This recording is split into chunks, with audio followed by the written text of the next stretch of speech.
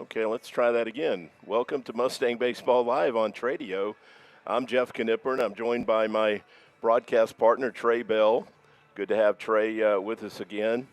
We're out here in Frisco, Texas at the Rough Riders Ballpark for Game 1 of the state semifinals. We've got the 33-3 Mustangs squaring off with the Lovejoy Leopards, who have a 31-6 record on the season. We're really expecting a competitive series and probably the toughest test the Mustangs have faced all year.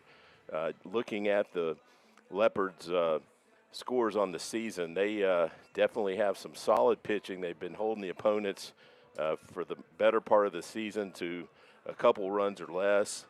Interestingly, the Mustangs tonight will face Logan Corley on the hill for the Leopards, and Logan pitched the state championship game last year against the Mustangs.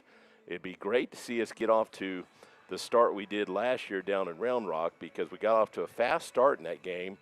Ended up having to score with 2 outs in the bottom of the 7th to walk that one off. We had to scramble around, I think. Didn't we put 3 up in the bottom of the 1st? I believe so, yeah. and I think we actually had 5 runs by the 3rd inning. Yeah, it was like 5-1, and then they came back and they tied it, and then the Mustangs were fortunate. I think they even had runners on. Luke Schreier had to come in and put the fire out a little bit. Yeah, it was another thrilling victory. The Mustangs walked it off in the semifinals down on Round Rock as well as in the championship game. So couldn't have done it in any more entertaining fashion. But I know that's on everybody's mind, not only Logan Corley's mind, but also Coach Gross, the Lovejoy head coach, and you actually talked with Coach Gross. Yeah, we talked about last year's game briefly, and if you want to cut it to that interview right now, Trey, it'd be a perfect time for that. Yeah, let's do that.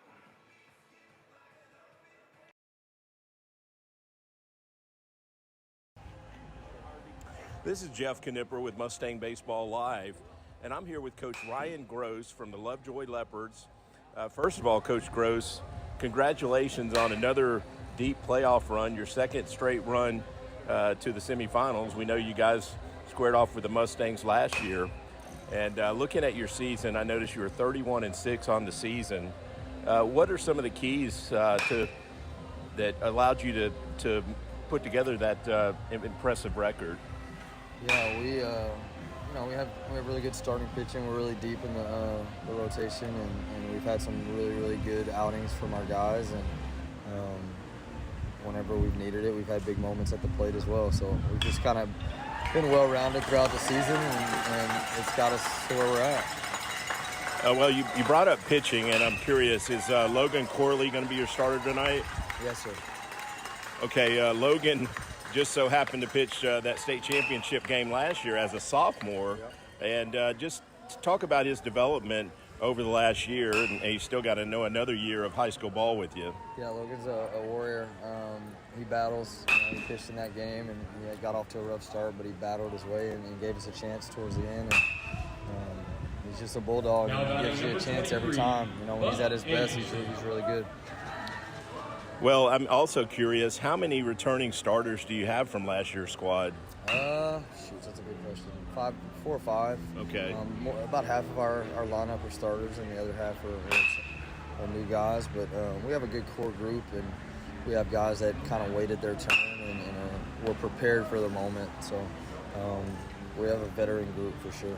Yeah, well, it says a lot that you guys have come this deep again this year, and the Mustangs got the better end of the state championship game last year, but we both know that was a game that was decided in the last inning. So I look forward to another thriller in this series. I'm glad that we get to play 2 out of 3. What are your thoughts on not having it decided by just one game? No, it's really good.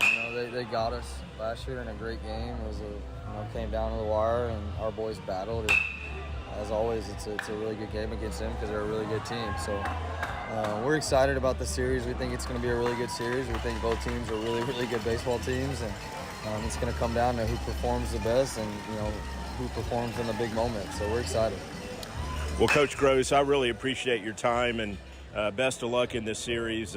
We know that the Mustangs have their hands full, and just look forward to a really entertaining and hard-fought series. So best of luck.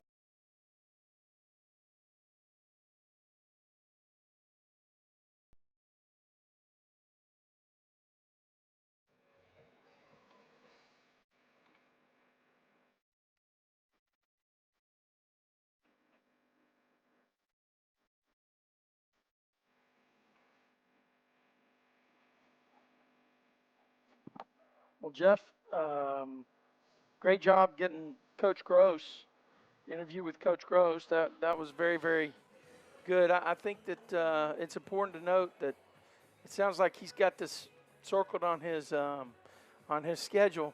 As soon as it looked like the Mustangs and the Leopards were going to go head-to-head. And my guess is Coach Webster knows that these guys got 4 or 5 dudes coming back and also has great respect for this team. I mean, this is a classic matchup of 2 storied programs. Well, the coaches also look at the rankings and team records throughout the season. So I haven't seen an updated rankings, but I'm sure Lovejoy was in the top 10, if not the top 5 in 5A rankings. So, no doubt Coach Webster had a good idea that we might cross paths with Lovejoy again this year, 1 round sooner than we saw them last year. And interesting, you got to the bottom of that mystery with a fan from Pleasant Grove. So that was interesting to figure out how that happened. And I'll let you discuss that maybe later during the game if you like. But I also got a chance to catch up with Coach Webster. And Coach Webster, of course, had some things to say about last Saturday's thrilling victory as well as this matchup. So if you want to cut to the interview with Coach Webster, we'll let our listeners hear what Coach Webster had to say.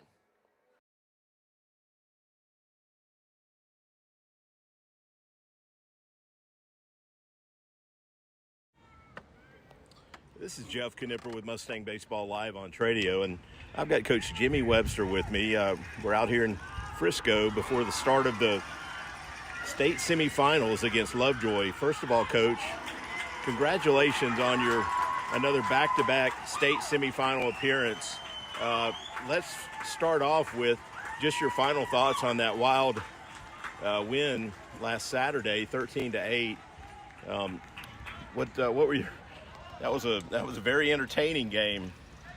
Well, I was really proud of our kids in that we just had that debacle 4th inning where everything all happened in one inning. And nobody panicked. Nobody, there wasn't throwing hats or gloves or helmets. Everybody kind of understood some things we needed to do. We weren't able to do it in the fourth, but Gianni got the big home run in the fifth and put us obviously in really good striking distance. Now pitching for Seminole, number 4, Stephen you just kind of Hicks. felt like it was about to happen. Now, I didn't know we'd get 7, but we felt good about our chances right then. Once we got those first 2 guys on there in the bottom of the 6th, and then it kind of what happened to us in the 4th happened to Cooper in our end of the 6th.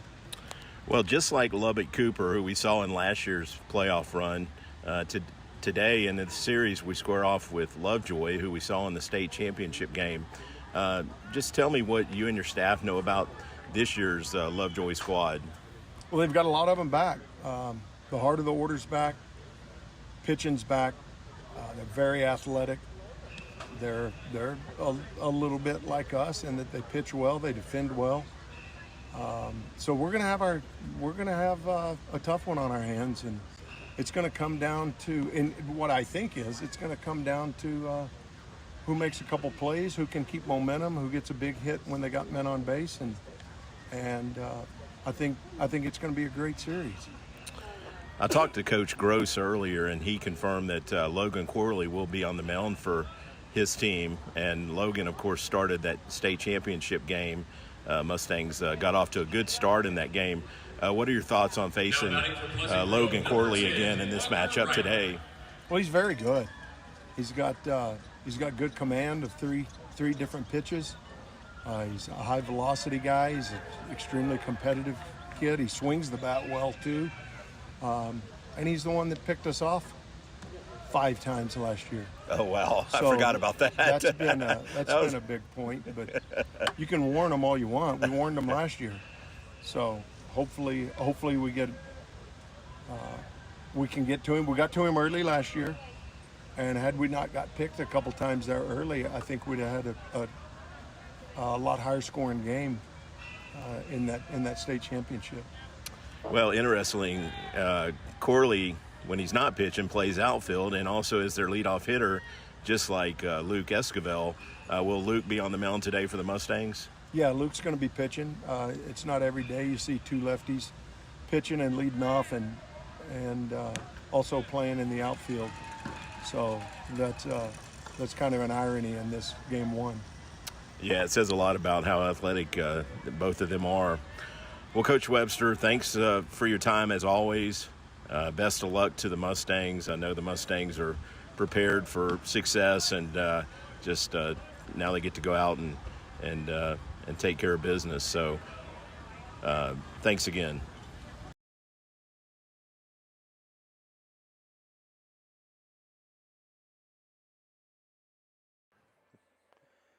Well, Jeff, Coach Webster alluded to the fact that this Lovejoy team is cranked up with players and got a lot of guys that can step in the box and have a high amount of confidence. And he also spoke about guys that are coming back.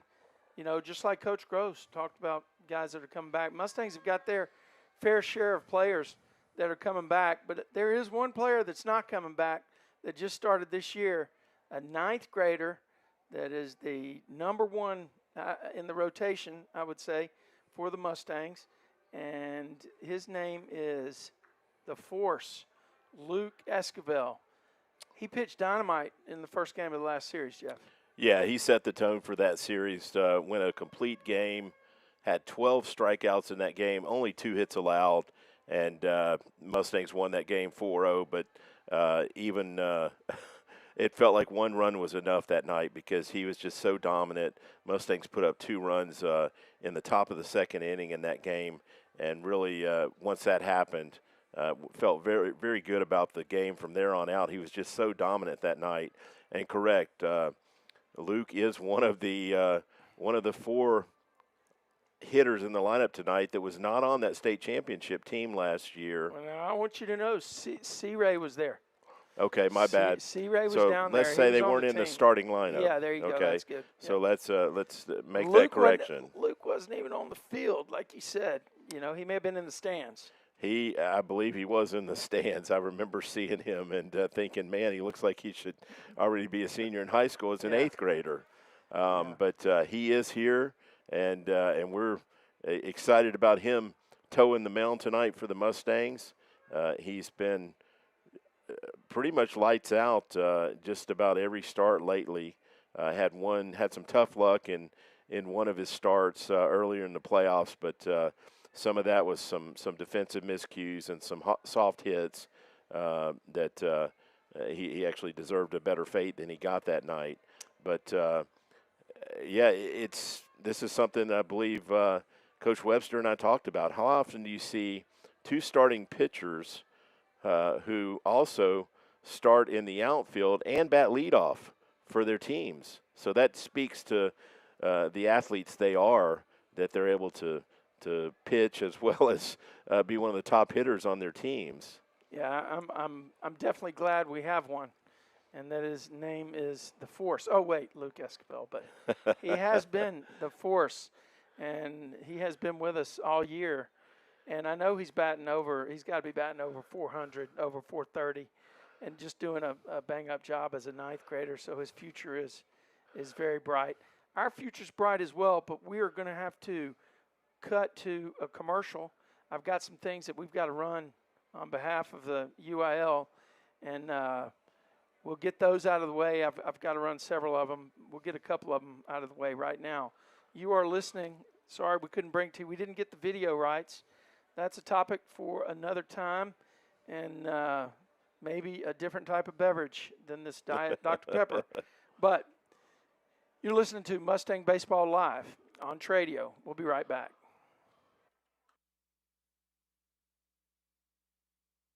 Why are interscholastic sports called the last classroom of the day?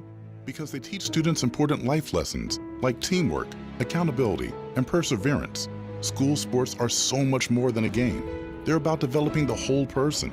That's why they're an essential part of every student's education. Encourage your student to participate in the last classroom of the day. Interscholastic sports in Texas. This message presented by the UIL and the Texas High School Athletic.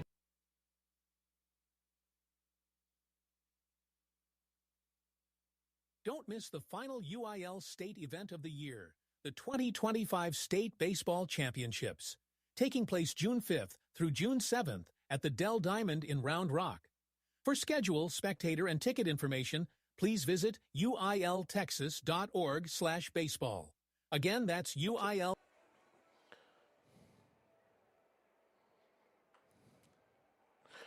Trey, let's talk about the ballpark out here in Frisco. It's a much different look than we had down in Brownwood last weekend. 335 down the lines, 364 in the alleys, and 409 in center field. And although it didn't make the interview with Coach Webster, we talked about that some. And the Mustang hitters really need to take a little different approach today and try and hit balls more on a line drive trajectory, because balls that are up in the air are going to be outs. Probably going to be outs. Yep. They're going to have a chance to play some balls that were off the wall down in Brownwood, and then of course one ball that Gianni hit cleared the wall, a huge 3-run shot. We should go ahead and talk about that game, Jeff, because that was a fantastic game. The Mustangs jumped out to a lead in that game, 2-1, had a 2-1 lead. They extended 3-1. And then the bottom fell out, and Coach Webster alluded to it. That fourth inning was a debacle. It really was. Pitching wise, we had trouble throwing strikes. I think we mixed in an error or two, and next thing we knew, the Mustangs were down 7-3, and it was looking pretty bleak there for a second. But Mustangs get a couple runners on base, and actually there was 2 outs when Gianni hit that 3-run shot. And it was the bottom of the 5th. Yeah. So all of a sudden the Mustangs are back in that ball game at 7-6. But we gave Lubbock up another Cooper run. didn't go away. They got a run to stretch it again to 8-6. Yep. But in the bottom of the 6th inning, the Mustangs put up 7 and just shut that game down right there. brought in Ben Chin to pitch the 7th inning, but with a 5-run cushion, I felt like that game was over. Well, I look back and think about the luxury of having Ben available to come in, and you know, Schwartz did a great job as well. He got I mean, every pitcher that came in had some impact, but I remember particularly Schwartz. He did give up 1 run there, but he pitched 2.5, or I don't know how many innings. He went 2 innings, and he was actually credited with the win because we had that big inning after he pitched. But you're right, he did the job of a middle reliever. He kept the Mustangs in the ball game and gave their bats a chance to win it. So yeah, first time I believe Blaine has pitched in the playoffs to my memory, and yeah, he went 2 innings, and just coaches talked about that. You know, the next man up mentality. Sam didn't have a strong outing that day, so Blaine was called upon, and he did his job that day. So if in this series, it's quite possible that we see Blaine again, and that outing he had in Brownwood should give him some confidence the next time out. I'm still remembering he got that curveball working well there and was really getting some first pitch strikes with it. Is that a box of donuts he's got, or is that baseballs? Okay, that's well, baseball. You got a little too excited there, Trey.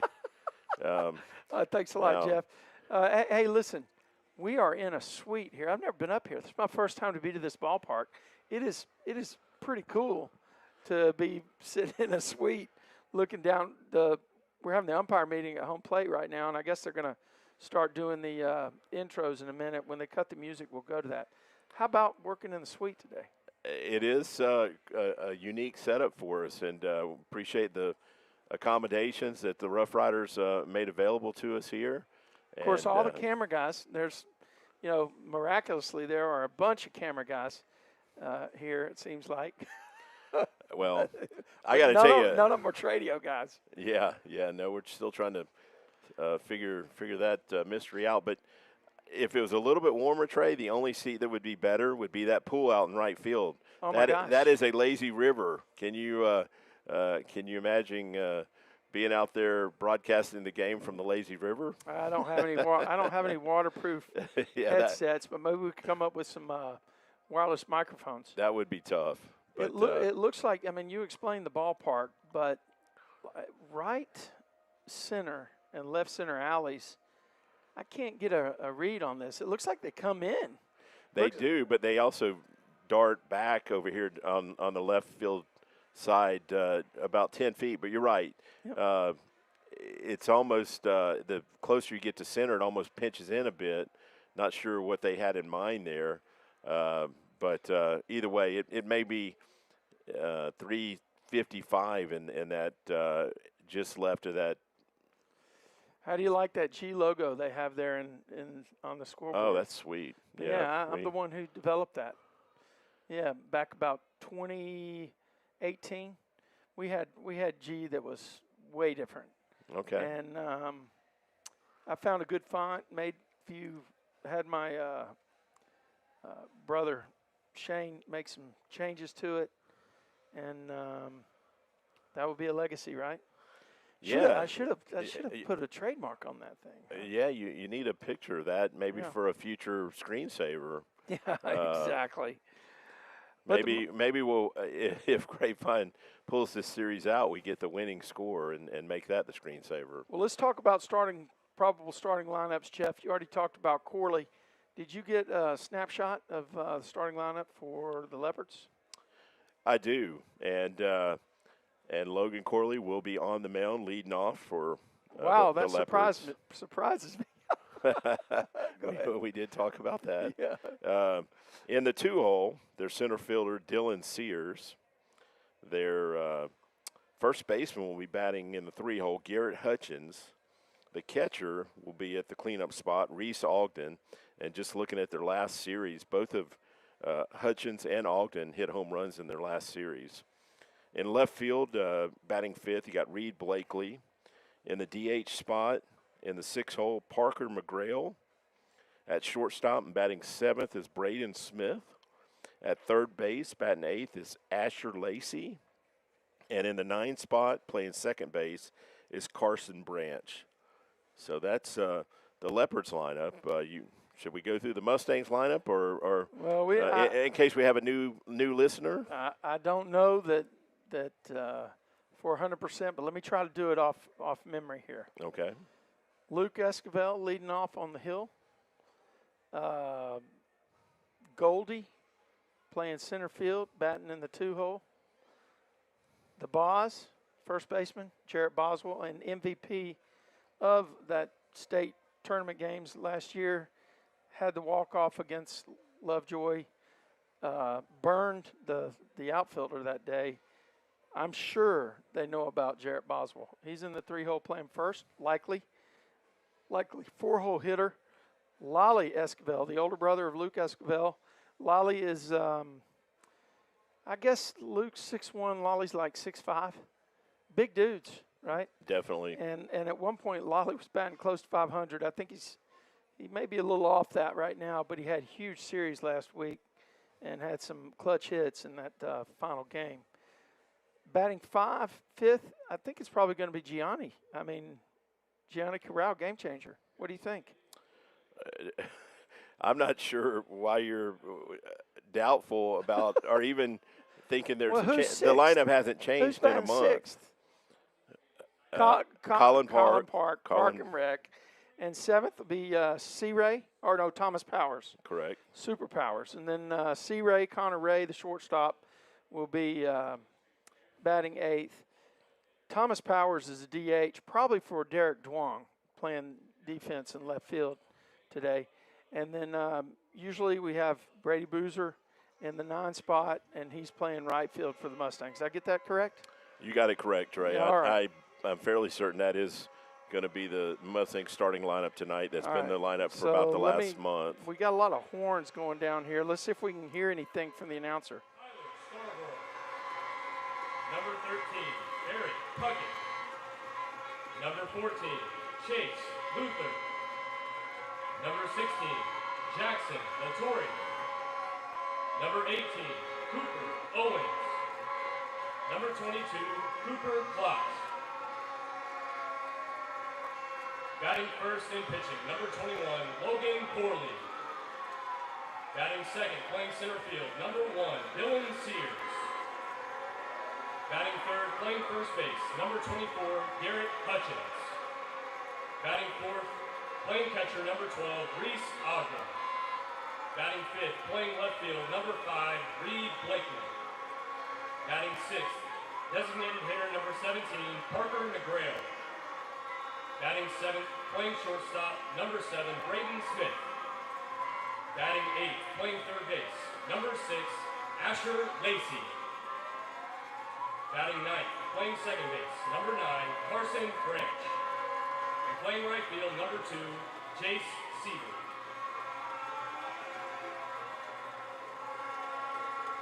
And now let's meet the starting lineup for the Grapevine Mustangs. First, the substitutes.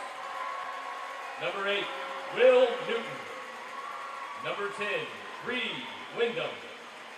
Number 13, Sam Gerard. Number 14, Andres Martinez. Number 15, Blaine Schwartz. Number 16, Vinny Slappa. Number 18, Benjamin Chin. Number 19, Jackson Papadakis. Number 20, Max Dulkey. Number 21, Jack Pettigrew. Number 22, Connor McDermott. Number 23, Ryan Vansel. Batting first and pitching, number 1, Luke Esquivel. Batting second and playing center field, number 2, Zach Goldstein. Batting third, playing first base, number 12, Jarrett Boswell. Batting fourth, playing third base, number 11, Lolly Esquivel. Batting fifth, playing catcher, number 24, Gianni Corral.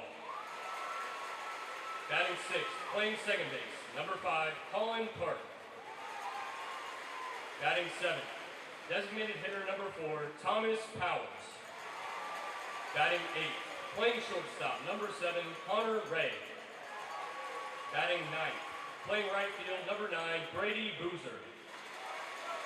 Playing left field, number 6, Derek Young.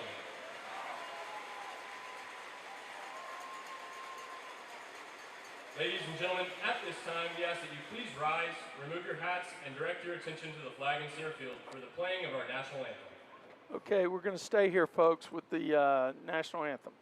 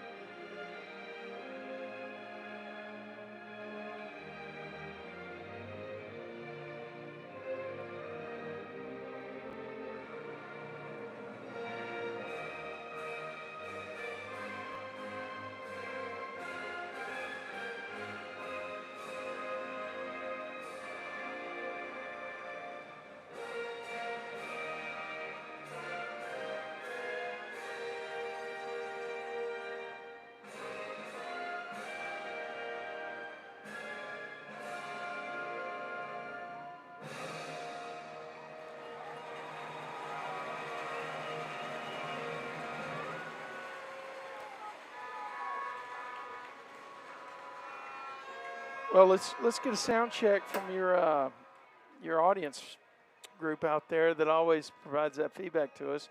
And let's go ahead and make everyone aware. This broadcast is called Mustang Baseball Live, which means you can expect us to be cheering on this broadcast for who, Jeff? The Mustangs. Yep. And so if that makes anyone upset, we just want to clear that in there. And then I want to do all my audience out there, all of our audience that's been loyal, Mustang Baseball Live folks all year long. Listen, this game does have a video broadcast, a couple of them on NFHS, and it requires a subscription, but I wanted to let you know, just being transparent, that there are 2 different versions being broadcast on the NFHS network. One for Lovejoy and one a neutral called game right down the middle.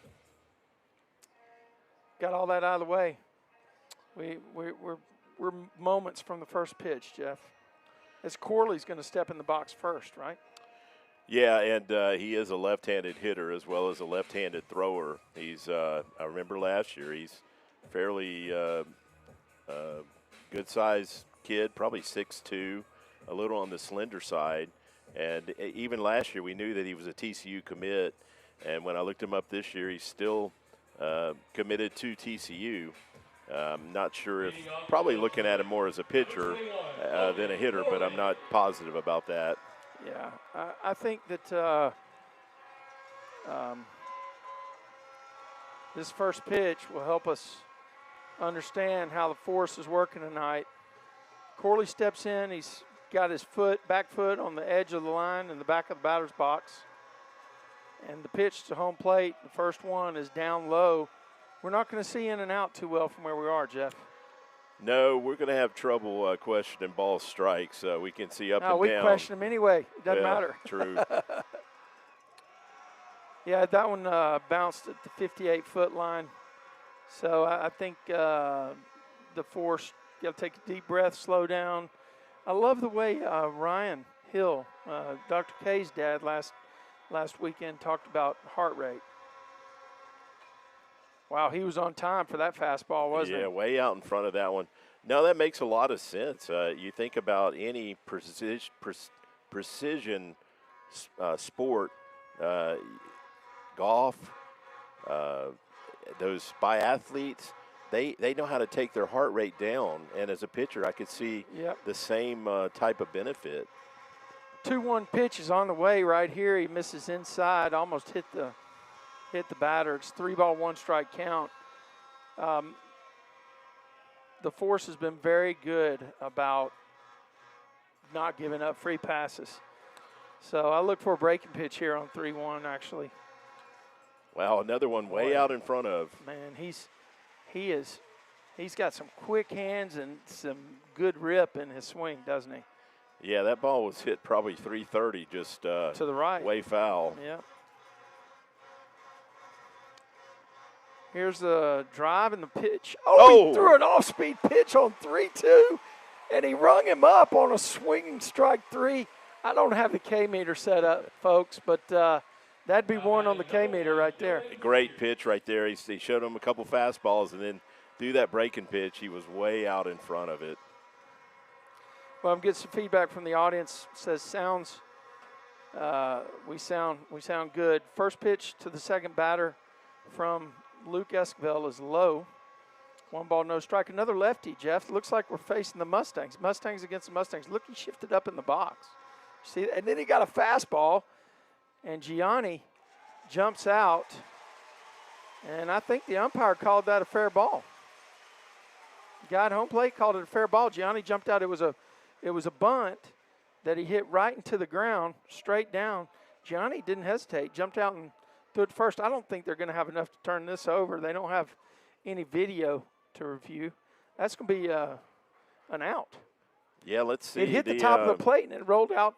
The third base umpire came in quick, almost like he saw something that the home plate umpire didn't see, but the home plate umpire thought it was a fair ball. Yeah, so no, they're going to call it a foul ball. I don't agree with that one. Here comes Coach Webster to ask why it was overturned, and I think he's got a fair beef.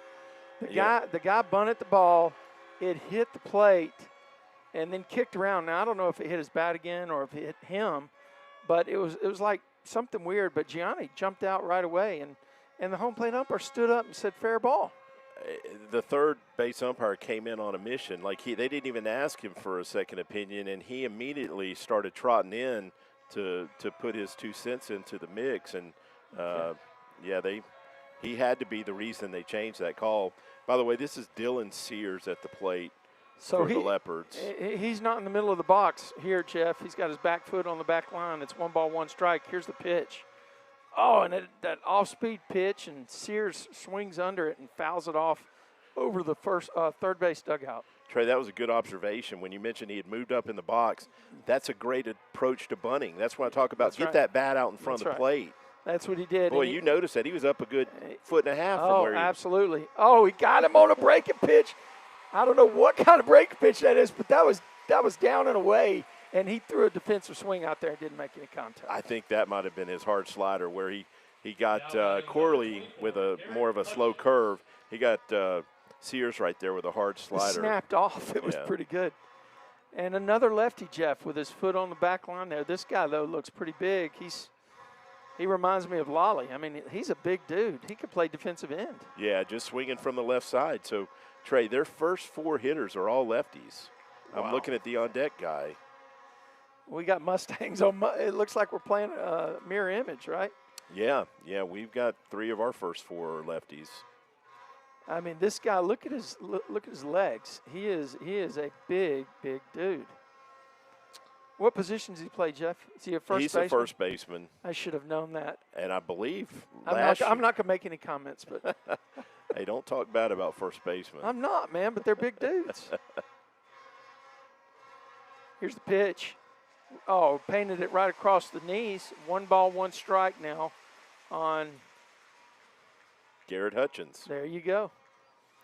The force is looking sharp. He threw a couple of balls at the beginning. Here's the next pitch. Oh, he throws a breaking pitch. These guys, he changes speeds. He's got a hard snap, and that one was the slow curve. He got the first batter out on. Yeah, he's after a little bit of now, look, that guy spread out in the box. It's 1 ball, 2 strikes. He got him with a fastball. Boom, rung him up looking. Strikes out the side right there. That was impressive. Put another one on the K-meter if we had it. Mustangs. Wow. Talk about coming out of the gate. Listen, we're going to go to a commercial. I got to get these out of the way. But the force strikes out the side in the top of the first. Mustangs coming to bat.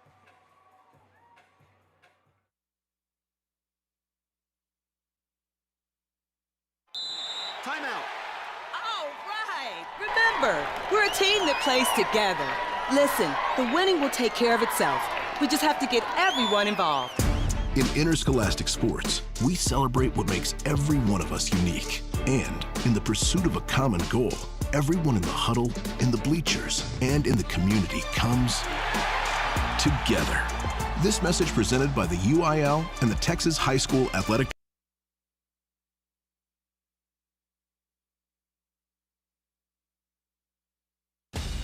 Attention high school sports fans. Are you an armchair official? You know, the parent or fan who constantly yells at the referees and loves to let everyone know just how bad you think they are. Well, if you think you could do better, then get in the game and prove it. It's time for you to suit up and make the calls where they actually count. Every sport in Texas needs more officials. Sign up today at highschoolofficials.com.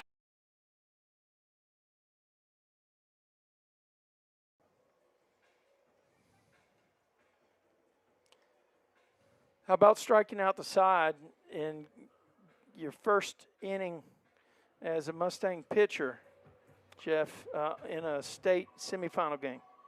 As a ninth grader, Trey, nothing seems to phase Luke. It's just unbelievable what we've seen all season, but in a setting like this, just incredible. I know the couple hundred of Mustang fans that made the drive for the game had to like what they saw starting out there in the first inning. So, you know, one of the things, Jeff, we noticed this. This is a dirt field, grass field, dirt infield, obviously. And we got rain in the forecast tonight. I don't know how they're going to manage that. Surely they'll put the tarp on the field, so hopefully we don't get too much that the outfield's going to be soggy. Yeah, I know. That's the deal. Here we go with the force leading off against Corley. Boom, Corley throws a strike right across the knees, and I think that's what we're going to see a lot of tonight, Jeff, getting ahead in the count. Here's another pitch. Wow, 2 pitches, 2 strikes, and both looking. I think that second pitch was a little type of a sweeper or something, wasn't it? Yeah, it was a breaking pitch. Third pitch, and then there's a defensive swing. Luke fouls it up the right line and takes 3 hops on the chalk and ends up over by Coach Washburn. By the way, one thing we haven't done well enough for Coach Washburn is wish him a happy birthday. So happy birthday, Coach Washburn. Yeah, one thing I want to say, just looking at some stuff online on Corley, I think he's picked up a couple miles per hour on his fastball since last season. Boy, he got it right there, but no, that pitch was not in the strike zone. 50% of the fans did not like it, Jeff. Yeah, last year we read he was up around 87, 88. This year he's been more 90, 91. Here's the 1-2 pitch, and that's down low. We could see that from here. So it's a 2-2 count now on the force. He's set up in the back of the box as well, got his back foot on that back chalk line. They're wearing out the left-handed batter's box already, Jeff. Wow. Wow, I tell you what, but Luke's not offering at those pitches. That was another pitch, and it was close. Yeah, the catcher must have set up off the plate there because they're lucky he hit his mitt, but they didn't get the call and didn't argue. Count. Oh, Luke line drive. There's a base hit. It's going to be down in the gap, and he's going to try for second base here. He's going to get there. He's going to get there. A leadoff double. Jeff, that's baseball IQ. That ball's in front of him. He puts it out there. That didn't get by any outfielder. He hit it to left center. They're playing way deep on us right now. And when he got to first base, you could see him look at it in front of him, and he said, okay, I'm going to go for 2. Yeah, very aggressive base runner right there. You're right, Trey. That ball did not get in the gap. Yeah. And they were just a little slow getting to it, and you're right, they're playing deep. And Luke took advantage of it. So here's Goldie. He's going to step in here, and typically this has been a bunt situation for the Mustangs. Lovejoy is playing for the bunt as well. Ball misses outside. Looked like it was low and away. Of course, Goldie is a lefty. Yeah, he did square. I think he was going to try and lay it down had he gotten a strike. Yeah, you know, this is a situation Coach Webster loves for. He knows how to manufacture runs. I hope. And there's a bunt right there, but back to the pitcher. Ooh, and wow. The pitcher, that was close at first base. He almost hesitated. Well, he had a play. He thought about going to third, and I thought he did have a play, but he changed his mind. That was not a really a good bunt, but fortunately, Corley decided he needed to go to first. Now batting number 12, Jared Boswell. So we're in the bottom of the first. Mustangs have a leadoff double by the Force, and he advances to third base on the sac bunt. Well, actually, we have a courtesy runner, Connor McDermott. Oh, yeah. But McDermott's there because of well, Luke's on the mound. Luke's hit. So Connor McDermott, what number is he? 22. And he's actually on third base with one out. Boswell's in the box. He fouled the first one off, and here's the pitch from Corley. Boswell fouls it off, this time to the right side. Yeah, Lovejoy's already playing in on the corner, so they're going to try and cut that run down early if they get a ball to first or third. Well, somebody told me it's worth – they're pulling up in the middle, too. Somebody told me it's worth 100 points on a batting average when they come in. They didn't do that until they got 2 strikes. They didn't bring the middle infielders in. Yes, that's right. That ball missed just a little up high. Got a I guess a 1-ball, 2-strike count here. And you're right. They had the middle back until they got 2 strikes on him. So they're looking that maybe he's going to be working with a defensive swing. 1 out, runner on third. Oh, got him out in front. He tipped it back into the catcher's mitt. Catcher held on. And now, of course, the infield backs up for the Leopards. Mustangs with a runner on third base. 2 outs. Yeah, it looked like a breaking pitch right there away from Jared. He just swung through. Actually, foul tipped it, but the catcher held on to it. The outfield is playing, I think they're playing pretty deep, actually, for this ballpark. Lolly takes one inside. You mentioned Lolly had a big game in Game 2 against Lubbock Cooper. He actually had 4 RBIs in that game. That's just incredible. He's having a great junior year. Somebody said he was going to Miami. I thought I heard that. I believe his dad played there, so that might make sense. Well, he told me he also played at Alabama for a year. Oh, okay. So I knew there was something about him that set well with me. You know, roll tide, right? Corley gets a strike there to make it 2-1. 2 balls, 1 strike on Lolly. Of course, he's in the back of the box. Number 21 for the Leopards gets a signal and drives to the plate. And Lolly has a defensive swing on a 2-1 count. Now he's working with 2 strikes. Yeah, that was some type of changeup right there that Lolly was way out in front of. Oh, we got a baseball that ended up on the field in center field. Kids up there playing over by the swim pool, Jeff. And I don't know if it's a baseball or wiffle ball, but they stopped the game. The center fielder went out to take care of it.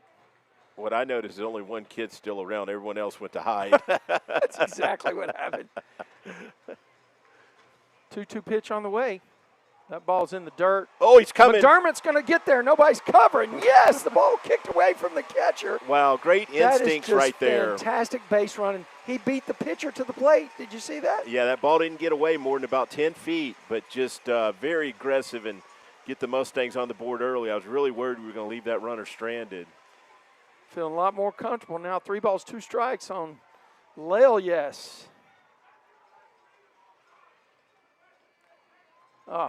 He took called strike 3, Jeff. That looked like it was a strike from here. Wow, but just makes that base running even bigger right there to pick up that run. That's right. So Mustangs hang a shingle here in the first inning after 1 complete. Grapevine's 1, Lovejoy 0. We got another UIL commercial we're going to throw your way. We'll be right back.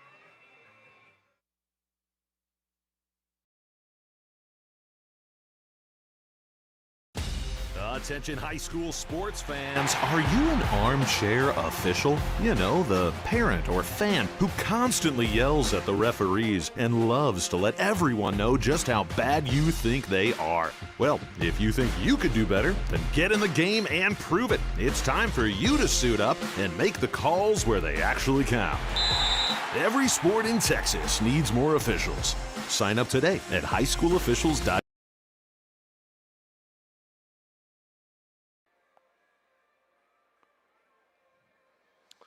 Good start for the Mustangs, Trey. One hit. Good job by Zach to move that runner to third, and then just manufactured a run right there on a ball that really I was about to say, hey, good job by the catcher blocking it, but and he did do a good job blocking it. But what he did, I mean, his job is to keep it from getting behind him, and he did that. But it took a lucky kick for the Mustangs, and also fantastic job by number 16. Oh, I mean 22, Connor McDermott. As a base runner there, if you wait for the coach to tell you to go, it's too late. It's instinct. He saw it and just reacted. Well, I think also that's probably a testament to their culture as well. I mean, Coach Webster tells them, you think you can make it, you got to go. Yeah.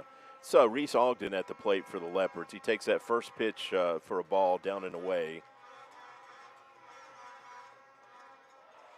Swings through that pitch right there to make it a 1-1 count. The force is looking sharp right now, Jeff. Wow, he's being efficient with his pitches, isn't he?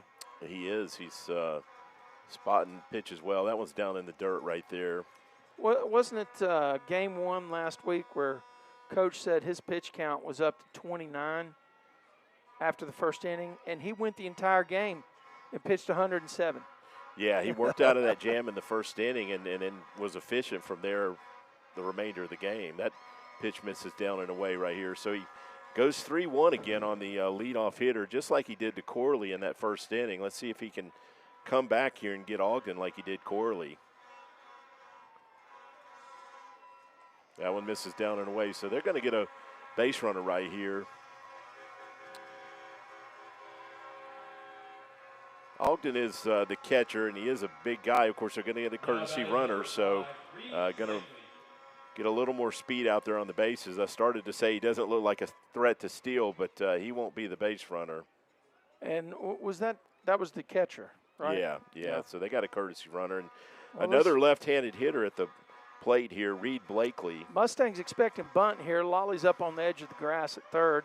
Squares he does early. square to bunt, but I tell you what, he offered at it. One thing I want you to see, Jeff, is his right foot was way up, almost out of the box after he squared around. You got the call. Okay. That one misses down, and he's going to advance right there on a ball that bounced into Gianni. So puts a runner out there at second base with nobody out. I didn't see him that close to the front line, but he didn't square on that pitch.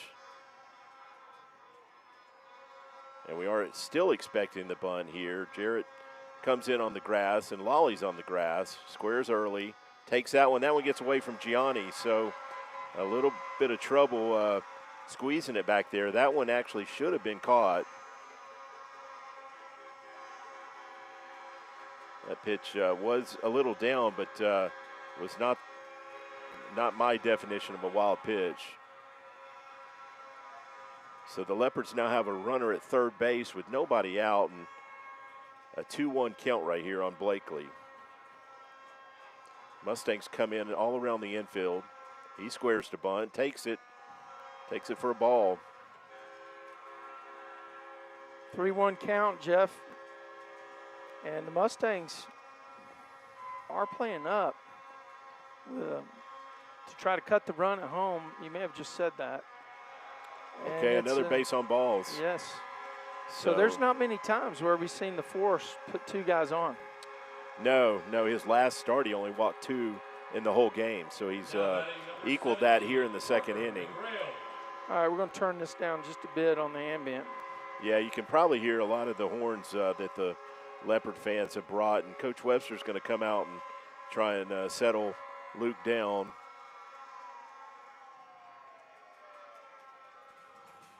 I also hear a siren out there, Trey. That's definitely crowd noise. There's no sign of any police or fire trucks in the area. Well, it's important to hedge your bets here. And we haven't turned too many double plays. Last year I remember a lot of double plays, but I don't think we've had an opportunity. The pitchers have kept them off base. Yeah, I believe we did turn one in the last game, but that was the only one in the series. Be a great spot for one, also be a great spot for a strikeout, but I'm not going to get greedy here, Trey. I'd like to see us just escape a big inning. So if they push that run from third in, okay, but let's keep them from a crooked number. Just make sure we get an out right here. All right, every time I turn this ambient up, those horns, I hate those horns. I just want to be honest with you. This is a DH, Parker McGrail at the plate. He's a right-handed hitter. First one, he squares the bunt. Well, you know they were pulling the Bobby Cox, foul ball. Boy, they like the bunt as much as you do. They do. Well, this is a great situation. Nobody out. You got runner on first and third. If you get the safety squeeze down, you also get that runner at second base in scoring position. Makes a lot of sense. I mean, that's straight out of the Bobby Cox playbook. Squares again. He gets that one down. We're going to go home. He gets gets him. Nice play. Oh, play. my gosh. What a play. Yeah, the force fired a 90-mile-an-hour fastball from about Gianni. 30 feet. Yes. Wow. But, Luke got to that ball in a hurry. It was not right back to him, but he had to go towards that line. It's like a cat pouncing on actually Jedi skills. Yeah. Jedi skills. He wasn't there, and then he was there, Jeff. Yeah, it was a bit of a gamble because you have to put that tag on him, and Gianni did that. So, but he threw the hardest ball he's thrown in this inning to Gianni, and Gianni got the tag down. It wasn't really close. Runners at first and second now with one out, and hitter takes that pitch for a strike right there. That's Braden Smith, the shortstop at the plate. He's another right-handed hitter. This game is so finicky. That ball 6 or 7 inches the other way, and they get a run, and maybe not even out at first. Another fastball taken for a strike, so Luke all of a sudden finds himself way ahead here, 0-2. One out in the inning. It's infield flies in effect. We got runners on first and second. Looks like you're going to go at him. Okay, another breaking pitch right there that Gianni blocks. He buried that one. That was a 59.5-foot pitch, and he was looking for somebody to go fishing on it, wasn't he? Yeah, I actually thought he might go at him with a fastball, but he did change it up right there. So 1-2 count right here. One out, runners at first and second. We're in the top of the second inning. Lucas Lovejoy is batting. Way out in front, it's going to be a foul ball to Lolly. He showed some cat-like reflexes too right there. You know, Trey, he surprised me all season with how quick he's been over at third base. I mean, just good hands. Just the ability to get to the ball and put a good throw over there to first base the whole year. Definitely. So still a 1-2 count right here.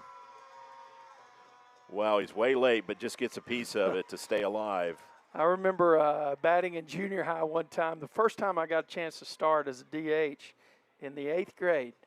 And that same pitch, the ball was in the catcher's mitt. And I somehow got it off. Mike Mordecai was playing shortstop in that game, and I got it off a guy named Hoffman to right field.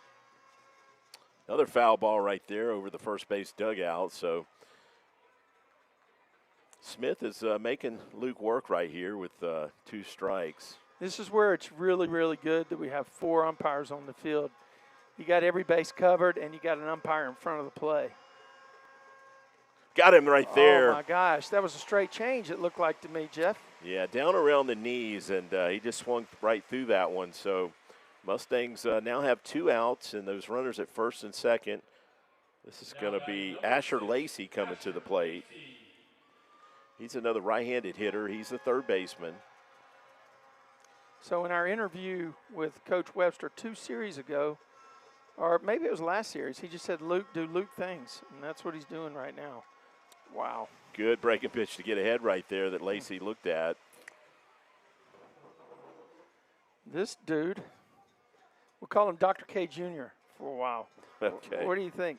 Well, he's setting his own pace, The force is finally growing on me. Yeah, okay, fine. There's another curveball. He didn't get the call, though. That must have wrapped around the plate. Yeah. 1-1 count. Didn't look like Gianni moved much for that pitch. So they've got runners at first and second, Jeff. No infield fly because we got 2 outs in the inning.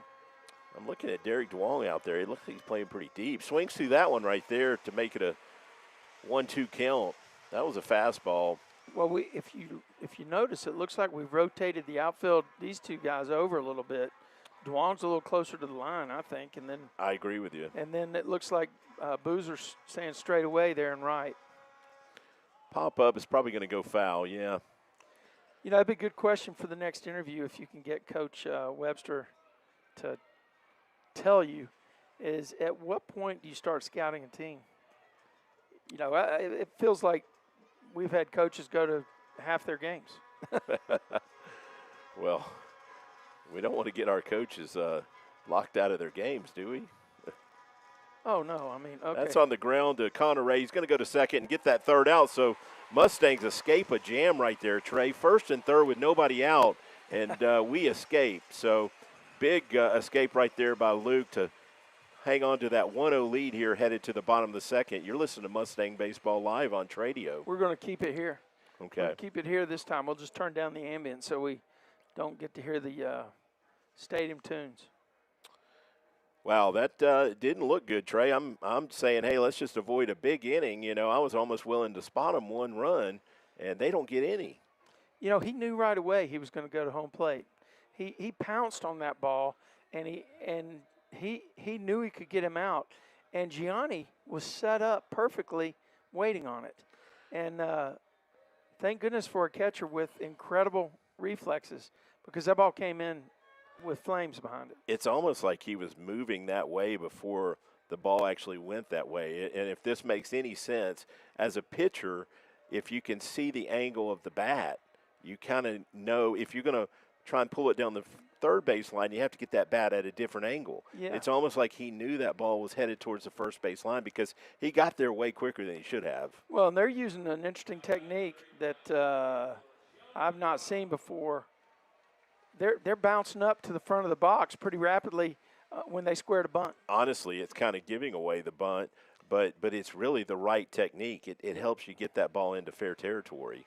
And quite honestly, okay, we got Gianni steps in at the plate here. Swings through that pitch right there, fastball for a strike. I thought it was a little off speed down low, really, but I mean, you got a better view than me. You're like 2 feet closer. That's in the air, probably going to be played by the center fielder, Yeah, it looks like a can of corn for him. He drifts over to his left and catches it in the a little off to the right of straightaway. Yeah, Gianni is coming off a 2-hit game at Lubbock Cooper, one of them being that big 3-run shot. You know, maybe one of the biggest home runs of his life, and he's only got 2 this year, I guess. But I can't imagine he's hit a bigger one than that, Trey. Colin Park steps in. He swings through that pitch. Well, he fouled it. Okay, he did foul it, yeah. Let's give him credit. This kid's bringing the heat, man. Well, we saw that he's up to 91 this year, which I know last year he was around 87, 88. Takes that one for a ball up. In fact, Trey, I remember someone had the radar gun out in that game, and I think he was actually closer to 84, 85, but we had heard coming in he was hitting 87, 88. If you remember right, I think we speculated that he might even have an arm trouble that game for some reason. Right. We were just seeing some odd things that didn't look right. Well, a lot of pitches were finishing up. So 1-2 count. Colin takes that one away right there to make it 2-2. Mustangs again on an early 1-0 lead here in the bottom of the second inning. Swings through that one for a strike. So you know, he got him guessing, and he guessed wrong, and he buried a breaking pitch, and Colin wasn't ready for it. Yeah, it wasn't a pretty swing. I think you're right. He was guessing and guessed wrong. I'm gonna turn those horns down a little bit. Hopefully our audience will be okay with that. Yeah, that brings Thomas Powers to the plate, and Thomas had a good series down in Brownwood. But I think if you go back and look in the book, this is a guy that's had a good series every series. He's just been steady, man. He's just been steady. He stands in the box with a lot of confidence, and he knows he's going to put the bat on it somewhere. Yeah, he battles up there. Takes that one for a strike to make it 1-1. When I said that down in Brownwood last week, that was the one he went out and struck out on that at bat. So I hope I'm not jinxing him. Well, I feel like he makes good adjustments. Sometimes he just doesn't look good. Next time, takes that one for a strike. So, but I like that he doesn't argue on that pitch. He knew it was a strike. He just, okay, I gotta do something different on this next one. yeah, 1-2 count right here on Thomas. He spreads out, fouls that one off. So that's what he does a lot of times. He'll shorten up and just try and put that ball in play with 2 strikes, which is a good approach. I mean, especially if you're not a home run hitter. Put that ball in play and give yourself a chance. And they're playing him that way. Look in center field and right field. They've pulled in their outfielders. Takes that one up for a ball to make it 2-2. Of course, that was a pretty close pitch. I think it was up, but the pitcher wanted it. Catcher turned around and asked where it was. Yeah, it felt like felt like he squatted under it. Yeah, but his normal stance is right there. Yeah, he does spread out a lot. That's on the ground to the third base. He's going to to throw come him out. Yeah, they're going to make the play right there. So Mustangs go down in order, but cling to a 1-0 lead here headed to the top of the third inning. You're listening to Mustang Baseball Live on Tradio.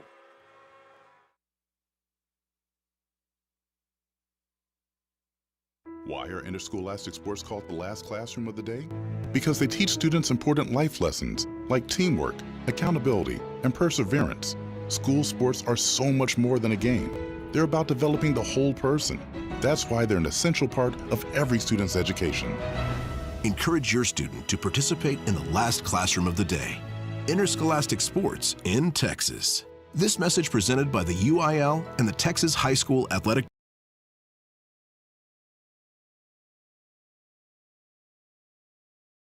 Don't miss the final UIL state event of the year, the 2025 State Baseball Championships, taking place June 5th through June 7th at the Dell Diamond in Round Rock. For schedule, spectator, and ticket information, please visit uiltexas.org/baseball. Again, that's UIL.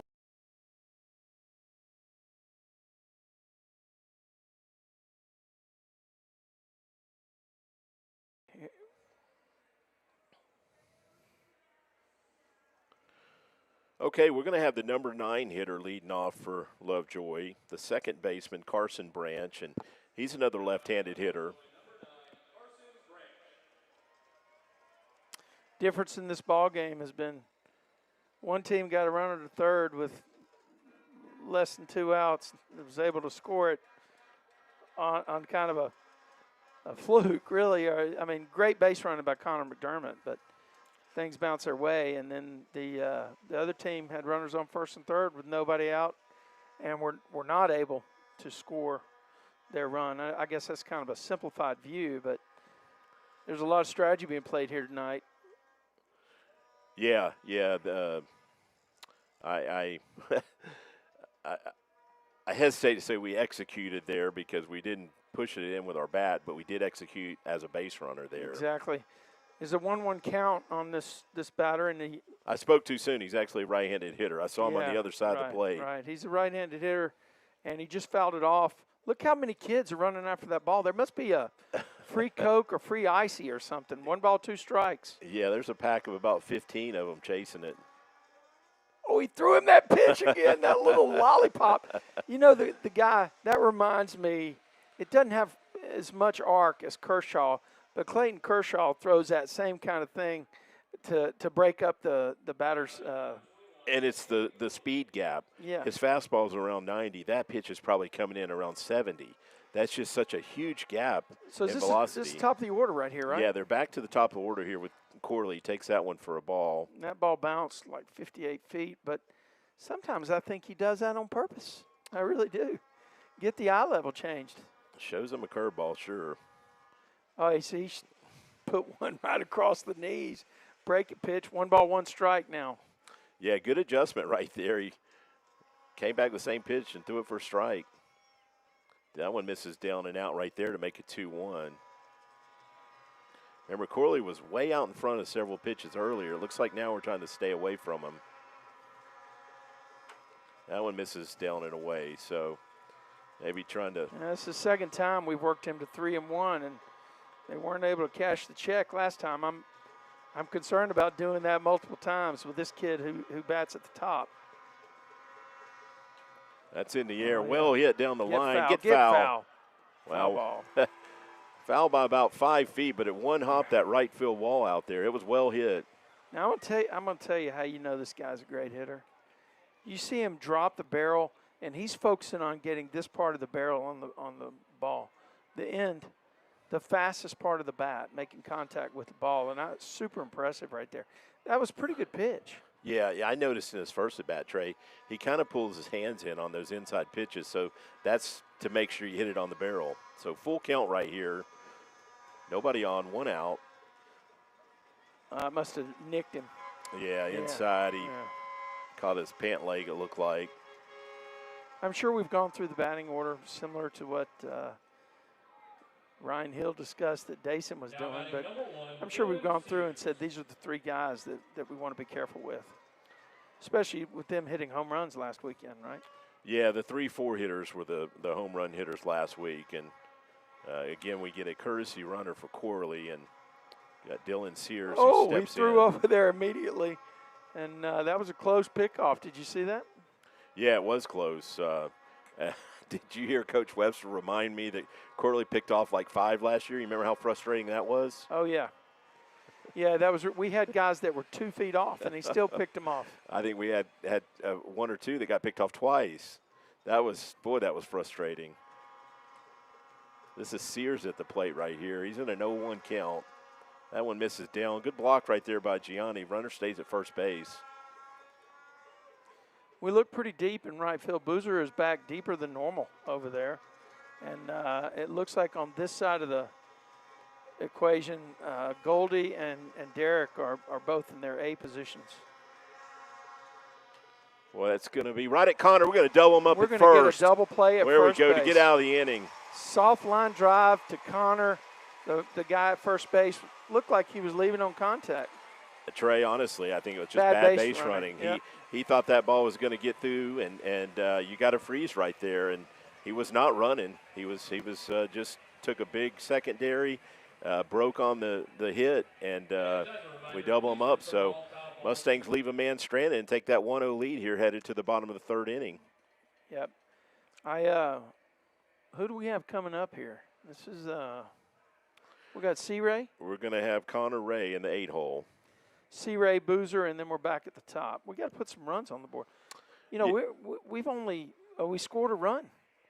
Everything else has been clean for them, right? Yeah, we've got 1 hit and turned that into a run. That double that Luke really looked like a single that he stretched into a double. So it was aggressive base running in 2 occasions. If he doesn't go to second there, we don't get that runner to third. That's right.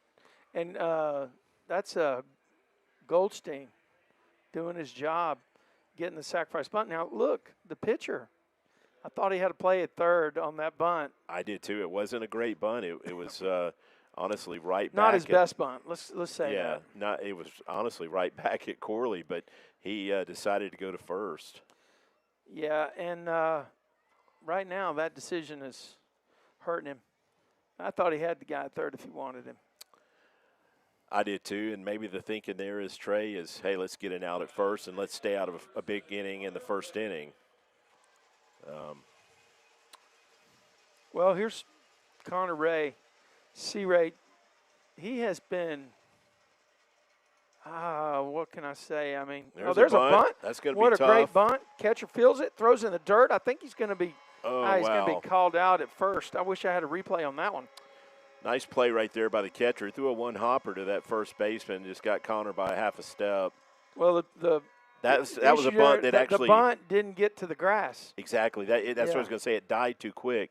If that bunt gets to the grass, they don't have a play at all. But the catcher was able to play that one. And he jumped out of there pretty quickly, and he spun and made a great throw. I guess it was a 1-hop throw. The first baseman did a good job digging it out. And they still had to make a good play to barely get him. So I'm okay with that. That's well Boozer, hit. he ripped. Oh, what a play by the first baseman for the Leopards, man.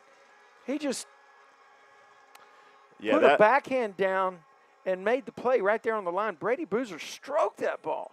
Yeah, I think he was maybe shading the line, Trey, because honestly, that ball was well hit, and a lot of times would get down that line. But you see, he's kind of shading it with our left-handed hitters, doing the same thing to Luke right here. He's no more than four, maybe 5 feet off that line. Yeah, it leaves a big hole between him and the second baseman.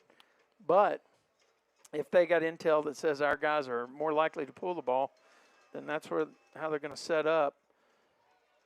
Something I see different now in this inning is we are stepping in ready to hit the first pitch. Luke just fouled the first pitch back. Brady hit the first pitch. C-Ray bunted the first pitch. Yeah, another swing and strike right there.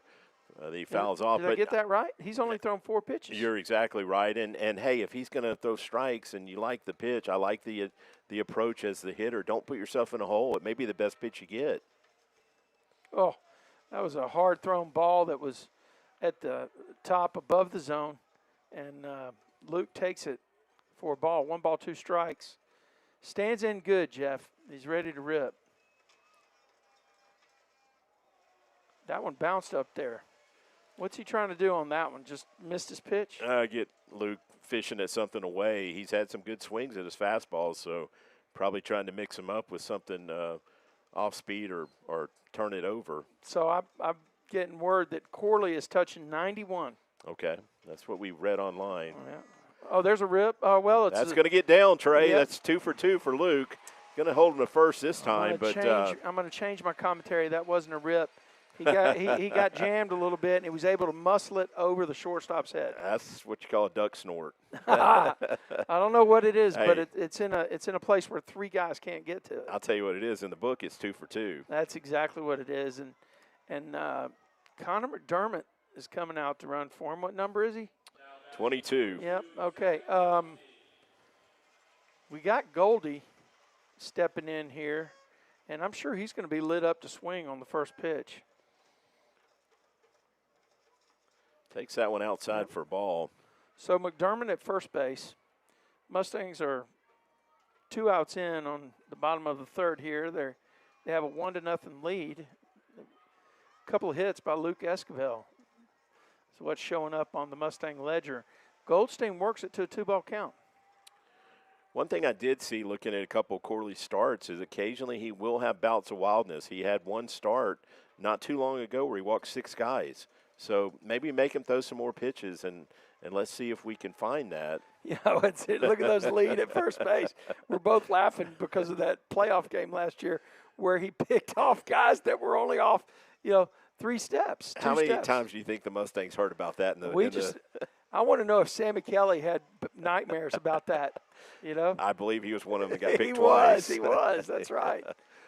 So 3-0 count right here on Zach. I'm sure he'll be taking this pitch.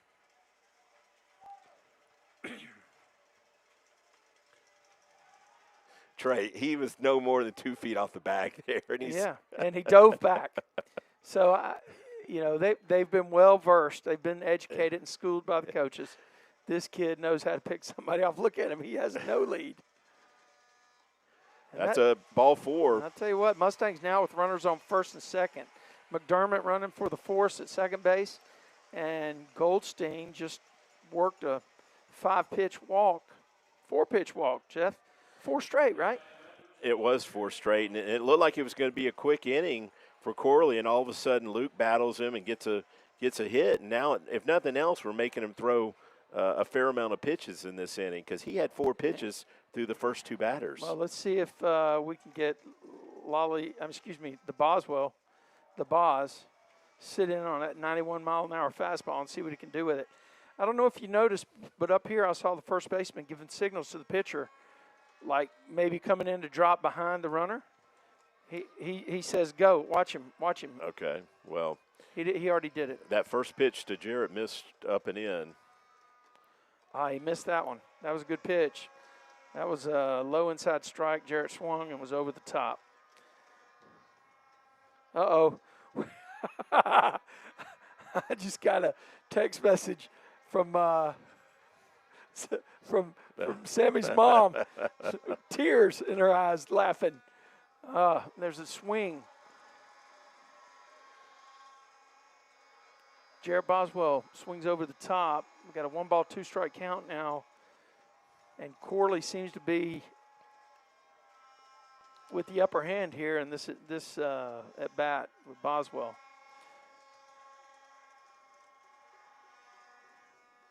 Got him. Swung through a breaking pitch, Jeff. That was at the top of the zone, but it was a strike. I don't think he pulled out of it. Yeah, too close to But take. you know they've got Boswell in their target because he is the guy that took the state championship from him last year. Yeah, he did a lot of damage to him last year for sure. Well, we've got 3 in the books. Mustangs are up 1-0. A couple of Luke Esquivel hits are the difference in the game. We'll be right back with more Mustang Baseball Live on Tradio.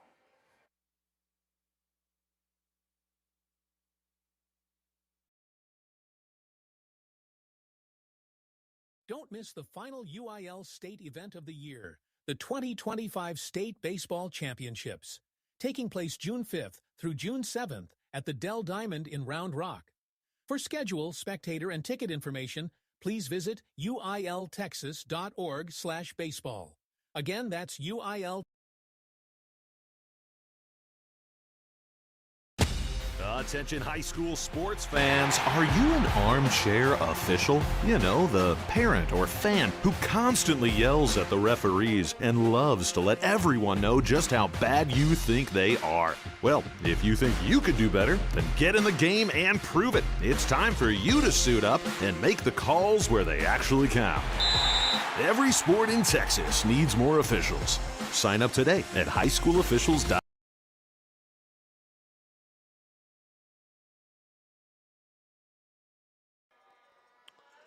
Okay, we're going to have Garrett Hutchins leading off the 4th inning for the Leopards. He's a big left-handed hitting first baseman.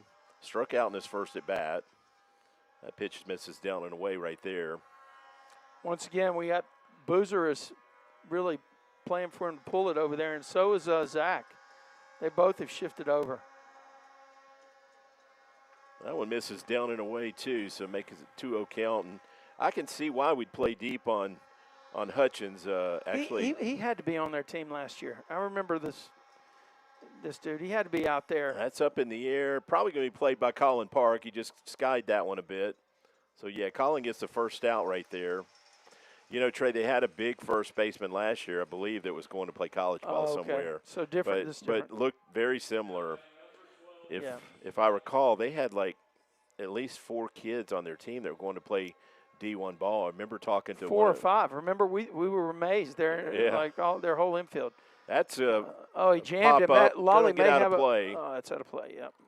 Okay. Well, we also got word that Luke Esquivel, the force, is hitting 90 tonight. So I know we got to have some scouts in the stands for sure, right? For this game, these 2 left-handed pitchers, they're young, right? They're young, but I mean, you got to get them on your radar now. Yeah, Corley's a junior, and of course Luke is a freshman. So I could see why the scouts may wait a couple of years to come watch Luke. Yeah, well, I mean, I've seen that. Swings through that good fastball right there to make it 2-2. Luke has some kind of verbal lean toward LSU or something like that. And, of course, you can't do anything you can't sign anything until you're a junior. But it doesn't mean you can't put it out on your website, right? Takes that one down and away for a ball right there. Actually, that makes it 2-2. And, you know, I'm not surprised that LSU's talking to Luke. They've got one of the top programs. That's a base hit right there. Going to one-hop Derek out in left field. So the Leopards pick up their first hit of the game right there.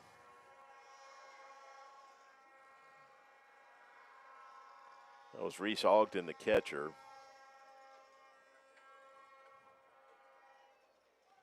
Get a courtesy runner for him.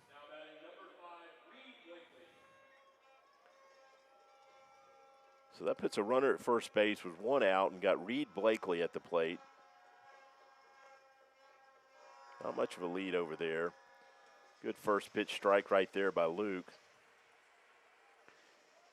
Let's get one of those double plays I was talking about earlier, right? We turned one already today, didn't we? Yeah, a little. Yeah, I guess, we had a. Didn't we have one? Am I daydreaming? Well, not the conventional type. We had the line drive, throw him out at first base. Oh, right. There's a good breaking pitch for a strike. It was so amazing to me that batter was just backing out, thinking that curveball was going to hit him. 0-2 right here, 1 out. Let me turn up some of this ambient noise. Okay. Oh, wow. Good block right there by Gianni. That pitch was down and away. The runner at first base thought about it for a second, but Gianni kept that ball right in front of him. And, it kicked about 15 feet further away for the other catcher and led to the only run in the game. Frozen for a strikeout. Wow, frozen pizza. You could say that one. That's a BC Carpenter. BC, if you're listening to us, great job down in Graham, Texas. And we just got some frozen pizza by Luke Esquivel, didn't we? For the second and third strike, just frozen with that slow curveball. All right, we're back to the right side of the plate now. Yeah, this is Parker McGrail at the plate. And, I do mean the right side, Jeff.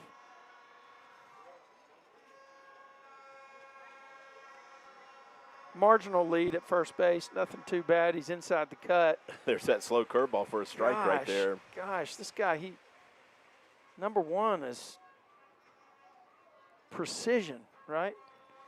It's unbelievable. He can hit the spot that he wants with every pitch. That ball was on the ground through the hole on the left side. So that one he hung up there. So as soon as I say that, he hung it up a little bit, and the batter rips it through the hole on the left side between shortstop and third baseman. Yeah, if they're looking for that pitch and it is up, it can be very hittable. So 2 outs now, runners at first and second for Braden Smith at the plate. He is their shortstop.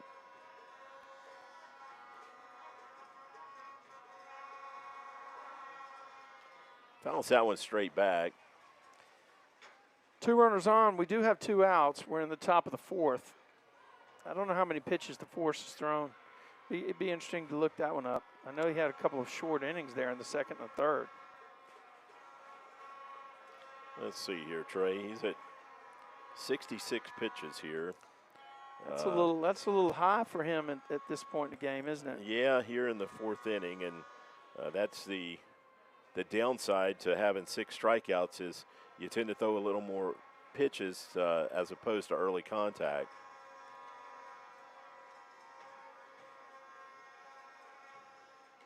Swings through that one right there. Was that just a straight change? I think so. Yeah, it wasn't his fastball. Because he threw that fastball hard on the previous pitch, and it was up.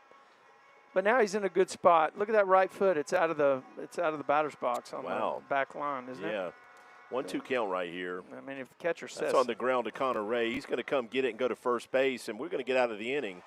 So Mustangs leave 2 stranded right there to cling to that 1-0 lead here headed to the bottom of the 4th inning. Yeah, I'll tell you what, the foot being outside of the batter's box back there, I mean, if I was a catcher, I'd say something. If he makes contact, he's got that back foot out of the box. That should be an out, but it's all worn out over there, I guess. That's what I was going to say. They've knocked out the line back there, so the umpire doesn't really have a good frame to say he's out of the box. Yeah, and I mean, I don't know what my umpiring buddies out there would think, but I'm sure if Gianni said something, he would say, okay, he needs to be here and here.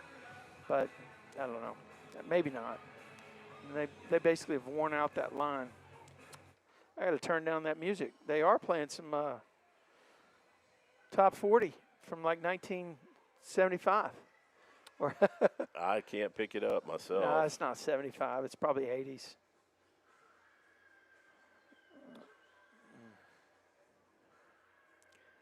Well, this is a really nice ballpark, Trey. I'd always heard it was a nice ballpark, but until about 3 years ago, I'd never been here. You know, you know how we're set up and everything. It's very nice. I'm also going to say that I'm going to go on a public apology here. I had a beef with Grapevine Mustang Panther Stadium. We got a nice stadium. We got a nice stadium over there. We need to do the same thing with our press boxes at the two fields, though. Lolly steps in here, takes that one down for a ball. At the two baseball fields. Okay. What I'm talking about. Okay. I'm talking about where they play football. I used to give it grief, but I'll tell you what, been a lot of stadiums now around the Metroplex. Yeah. Mustang Panther is one of the top 5 to go to. Takes that one up to make it a 2-0 count.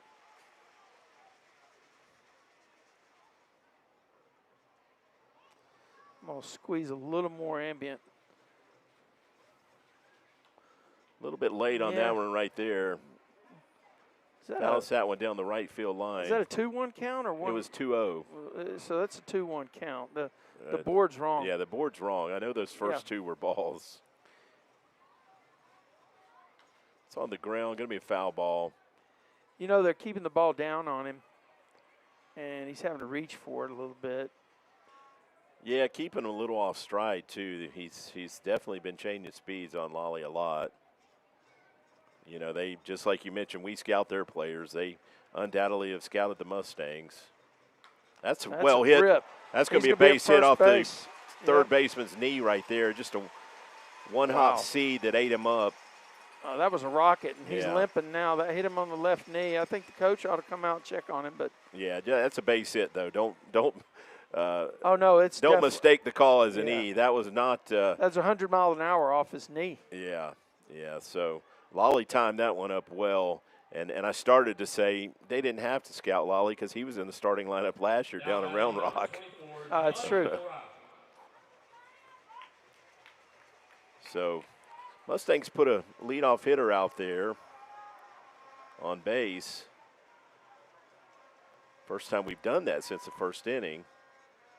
That pitch misses up right there. So Corley's all of a sudden a little looks not like quite as sharp on that first pitch. They've got the right fielder straight away, but they've pulled the left fielder a little deeper and a little closer to the line, it looks like. And then in straightaway center, I think their center fielder, I should say it like this, the center fielder looks like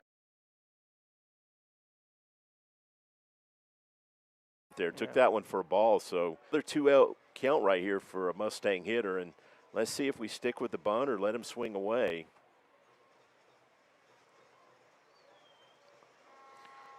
Lolly's just about standing on the bag over there. That's in the air. The right fielder's going to play that one, so coach let him swing away and just didn't quite square that one up. Bring Colin Park to the plate here with 1 out. Now batting number 5, Colin Park. Yeah, I'm getting some crazy issues again from the stream. Man, it's just it's beating me down. Squares to bunt here, takes that one. That one gets away, and Lolly's going to go to second. The catcher can't find it. Catcher lost it. And Colin just stayed in the box and let him run around for it. And it had kicked off. It looks like it kicked off his shin guards, and he didn't know where it went. And as a hitter there, you don't have to get out of their way as long as you're in the The worst thing you do is get out of the box. Yeah. Then you put yourself in jeopardy. Squares again. Get down, ball. Third baseman's going to play that one in the air. So tried to bunt for a base hit and just got a little too much air under it. Sure would be nice to get the little insurance in, Jeff. Lolly out at second base. We need to see him coming across the plate, really. Yeah, that brings Thomas Powers to the plate and got 2 outs, so see if Thomas can pick up a big 2-out hit right here. We mentioned earlier he is good at making adjustments. Let's see if he makes an adjustment after his first at bat.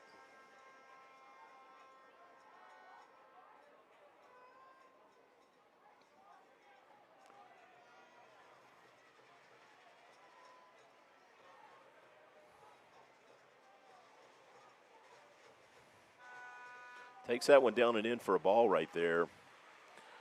Let's see where Corley's at on pitch count. He's all of a sudden throwing a fair amount of pitches as well. He's at 57 pitches here in the bottom of the 4th inning with 2 outs. So he's thrown a few less than Luke has.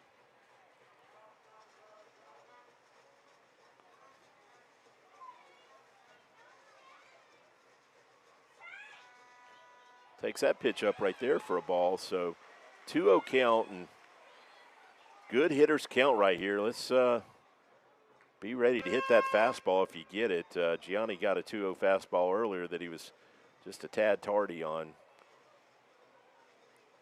Superpowers in the box, Jeff.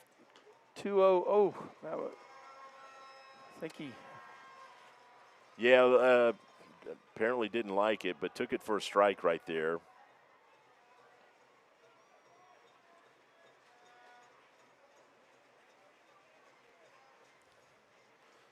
Takes that one down and away. Okay, we're coming to third. Yeah, again, the catcher has trouble finding it. The catcher had a problem. Yes.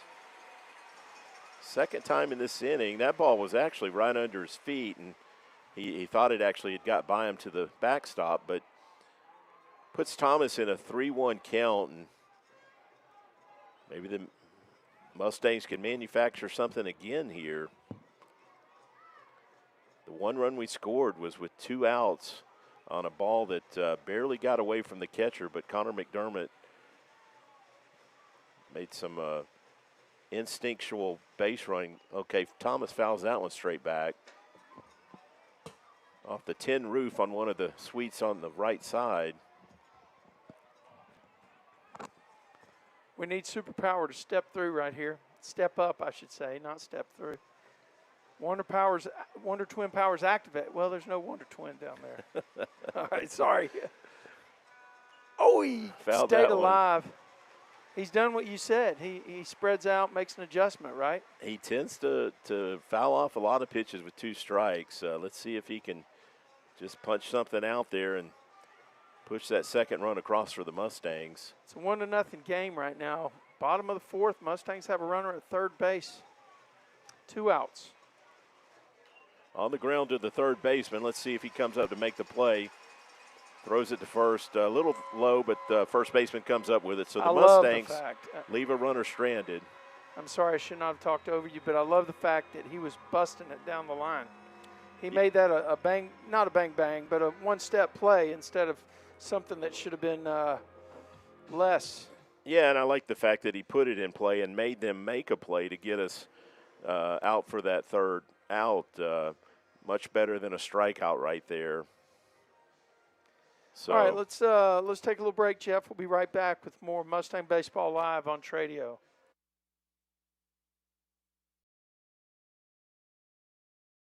Why are interscholastic sports called the last classroom of the day?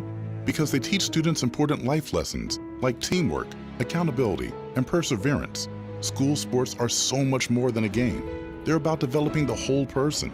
That's why they're an essential part of every student's education. Encourage your student to participate in the last classroom of the day. Interscholastic sports in Texas. This message presented by the UIL and the Texas High School Athletic.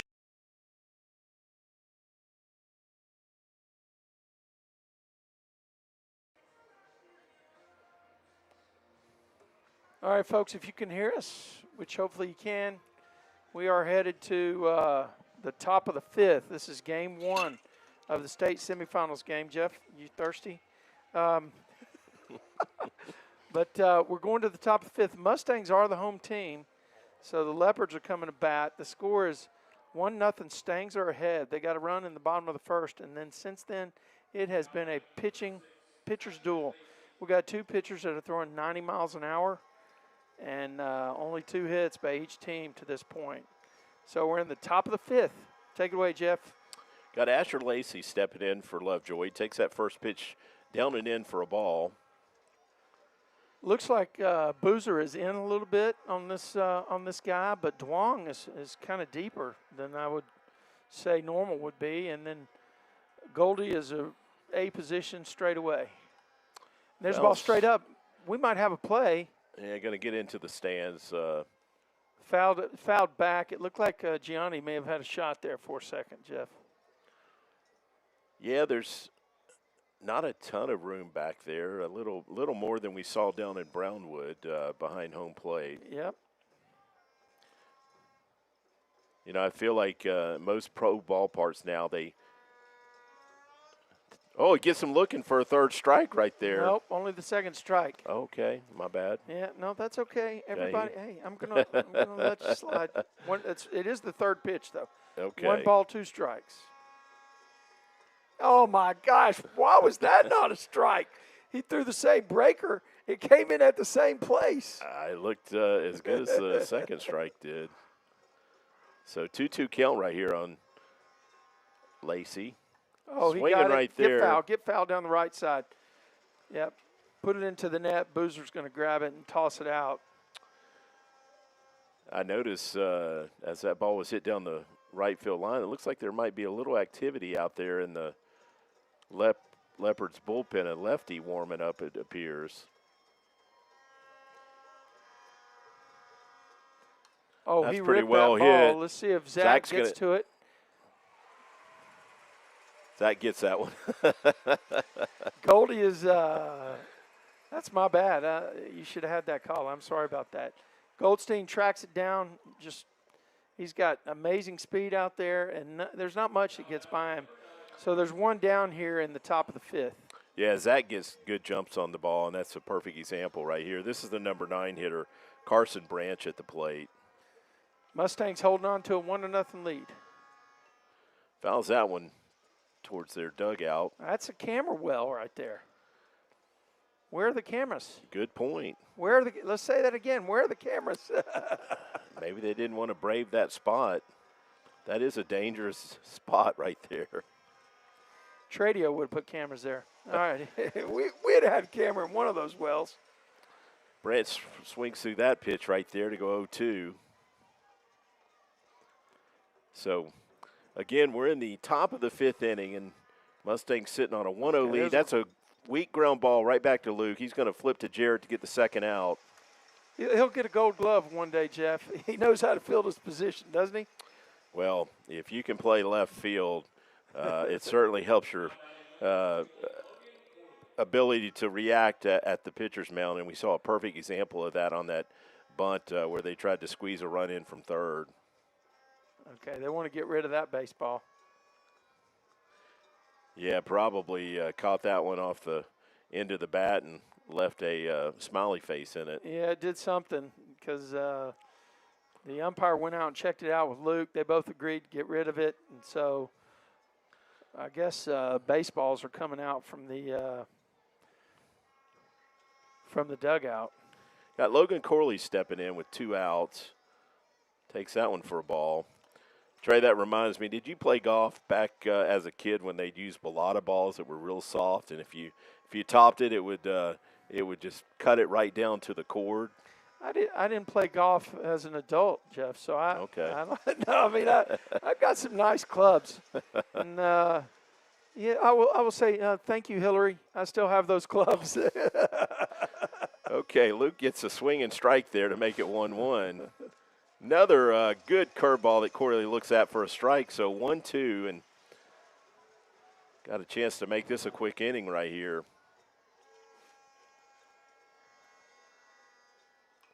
Weak swing, but that's going to fall. It's going to fall for a base hit. Boy, Unreal. that When you're an athlete, and it doesn't matter, right? Yeah, he did not look good on that swing, but just threw the barrel down at it and finds a way to right center for a single. So if I'm not mistaken, he's been on base all 3 times. He's had 2 walks and a single, right? I think that's the situation. He walked in the first. We struck him out in the first inning, yeah. Remember, we came back and got him. Luke struck out the side in the first Oh, that's inning. right. That's right. I'm wrong. But he did reach in his last at-bat.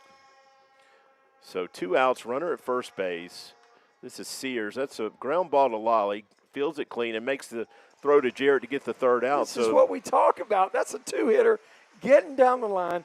Lolly comes up and doesn't wait back on the ball, and he throws a rocket over to first base. Yeah, playing good defense for his brother. So Mustangs cling to that 1-0 lead here headed to the bottom of the 5th inning. You're listening to Mustang Baseball Live on Tradio.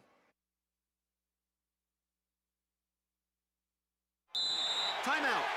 All right. Remember, we're a team that plays together.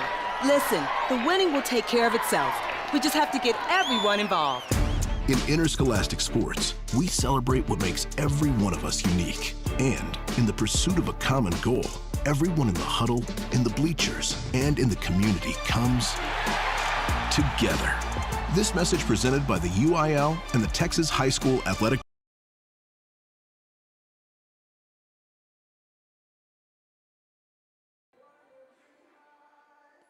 Okay, we're coming back, Jeff, from the UIL stuff. I think I've actually completed all the required commercials and reads. And we thank our resident AI expert for automating the reads. That helps us out a little bit. Going to have Connor Ray leading off the bottom of the 5th inning here for the Mustangs. I'd like to turn the volume up, but they're playing some song, Watermelon Sugar. I think it's a cool song, but I mean. I've been told it's got a hidden meaning. Oh, I'm not going to say. I'm staying out of this discussion. Yeah. Okay. Let me stop it right there.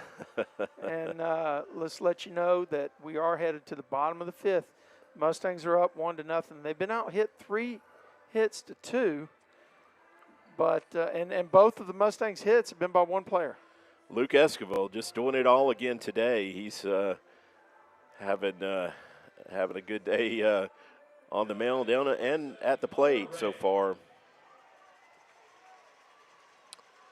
Connor tried to bunt for a base hit in his last at bat, and the ball just didn't clear that dirt area. Look at that! Get over!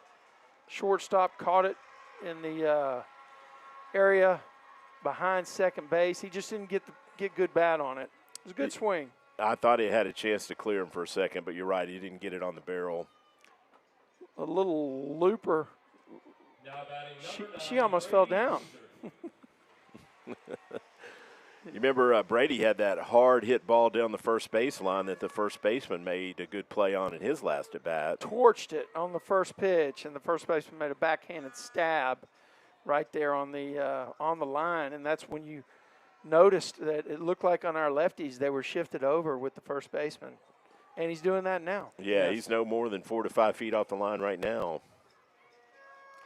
I guessed on that one. He was way out in front of that curveball.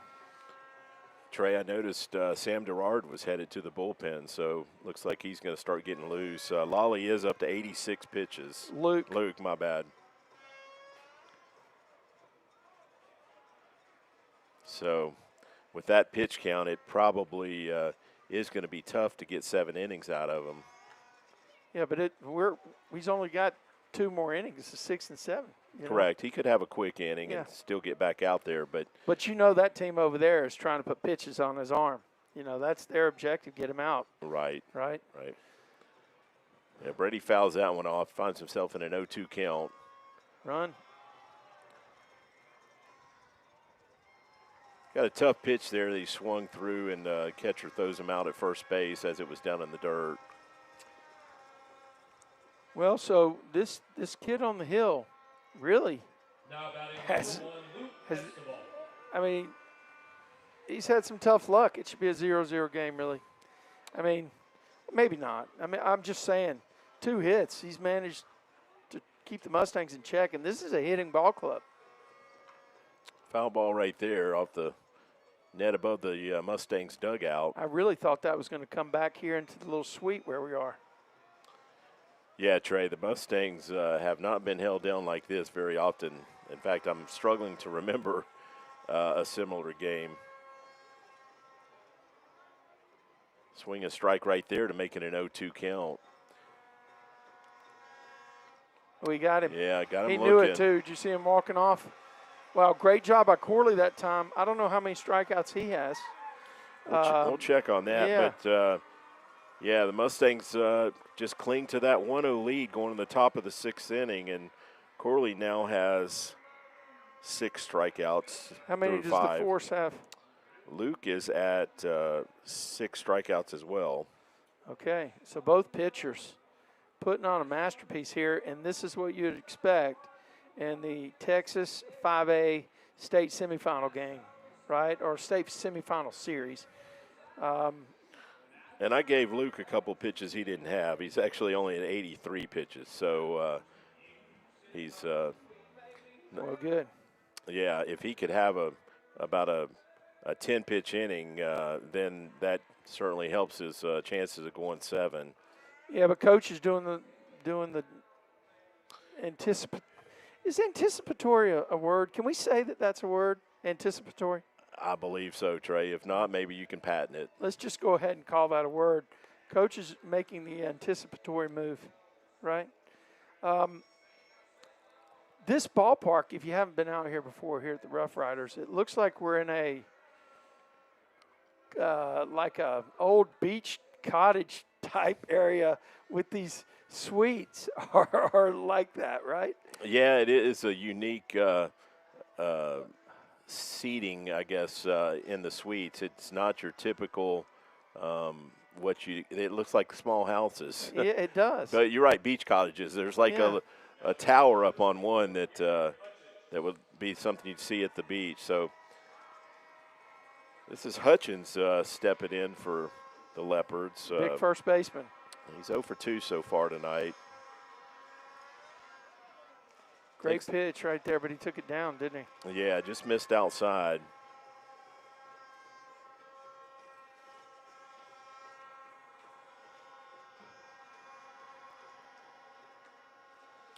Another one misses outside to make it 2-0. We're in the top of the 6th. Mustangs are up 1-0. Lovejoy is the visiting team, so they're batting right now. On the hill for the Stangs, the force, Luke Esquivel. And Luke has hit the 91 mark, the 90 mile per hour mark tonight. That last pitch missed also to make it a 3-0 count. So this is really what Luke didn't need is these deep pitch at bats. That one is a strike right there to make it 3-1. Good fastball right there, and Hutchins surely was taken there. We'll see if he's taken here. He takes that one for a strike. That was a breaker, wasn't it? Yeah, I think he was just fooled by the pitch. He probably had a green light, but didn't get a pitch he liked. So Luke works it back to a full count. Wow, Trey, that was just a good job of hitting. Did you see him? Yeah, I did. It was a breaking pitch, off speed, and he just hitched and stayed back and drove it up the middle. Kept his hands back, and he spread out before the before the pitch came. He was in defensive mode. Looked a lot like Thomas Powers on the adjustment that you make with 2 strikes. Yeah. And he just kept his hands back and waited, and then he torqued his waist. Yeah, really good job of hitting right there. So the Leopards pick up their 4th hit of the night and get that leadoff hitter on right here with nobody out. This is number 4 hitter. What do you do, man? You're down 1 run. Yeah, Ogden does have a hit tonight. Isn't the 4-0? He's 1 for 1 with the base on balls. I doubt they'll be bunting with him. He is swinging, and that's it's going to be down if it's okay. Into the net left on the left side. A little scary for a moment. Looked like it had a chance to drop in on that left side. Derek's way off the line over there, so there's a lot of room to his right. Expecting Ogden to pull the ball. At least that's the way our outfield is shifted.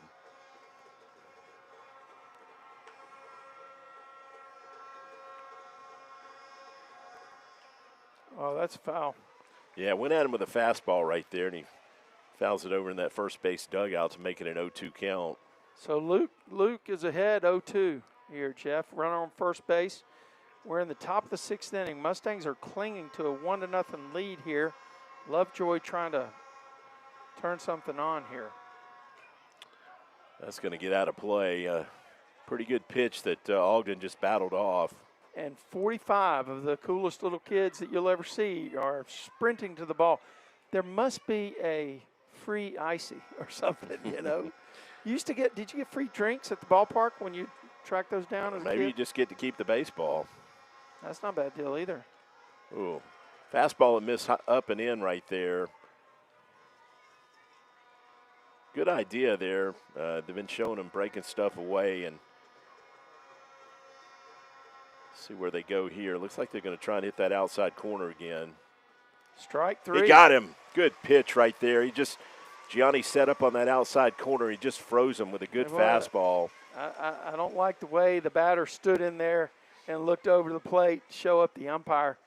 That's not a good thing to do in these games.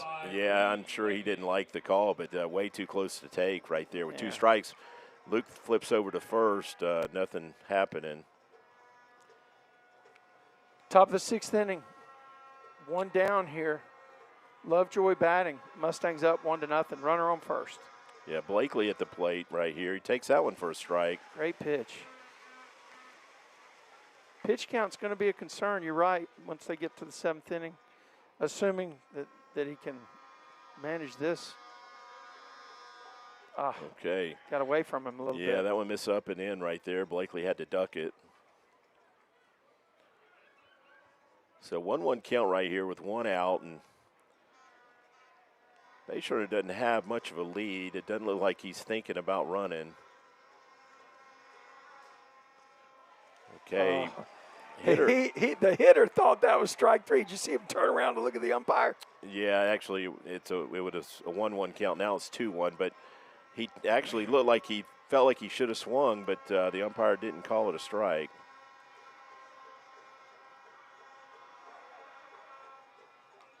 Swings at that one and fouls it back to make it 2-2.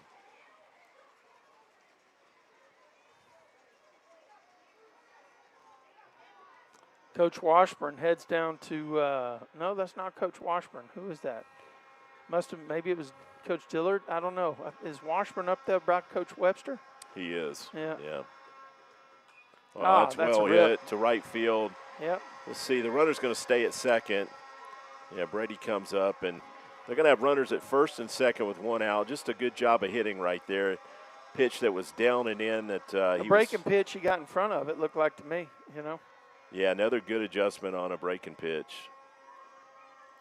So we're going to have it's like a mound visit here from Coach Webster. And yeah, he wants to find out about whether the pitcher's ready or not. Yeah, I wouldn't expect him to make a move here yet. Mustangs are still ahead. Yeah, Mustangs have that 1-0 lead that the Leopards here are threatening with runners at first and second and 1 out. And I think Coach is going to ask Luke how he feels, but assuming his arm is fine, I think this is his inning to finish if he can.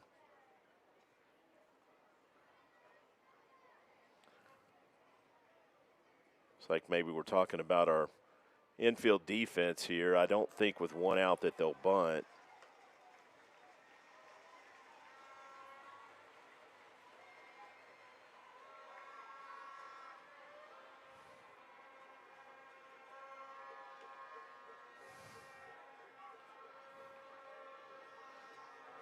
Parker McGrill at the plate for the Leopards. He's a DH. He is 1 for 2 on the night, has 1 of their 5 hits. That pitch misses down and in. Yeah, it looked like he took something off that pitch, Jeff. Trey, we could use that double play. Yep. Well, we're playing back for it in the middle. That's for sure. Pinched a little. Okay, there's a ball down the right field line. Probably going to get out of play. No, Brady's got it. He got it. Wow. I would throw to second base. I think that kid left too soon. Yeah, Connor's going over there to check. Yeah, I think he left too soon. Okay, the umpire said no. He definitely left too soon. Boy, what a play by Brady, though. I thought for sure that ball was going to get into the stands. He got it right up against the wall. So the runner from second tagged on the play. Coach Webster's going to go ask which umpire was watching that tag up, because I got to tell you, he left too soon. Yeah, he's going to go ask him what he saw. He was in a different position. I don't think he thought the ball was going to get caught. So Coach is talking with the second base umpire, just saying, "Hey, looked like he left too soon," and he probably asked him if he saw it. Well, he's happy with the response. At least for the moment. We've got runners at first and third for the Leopards. There are 2 outs.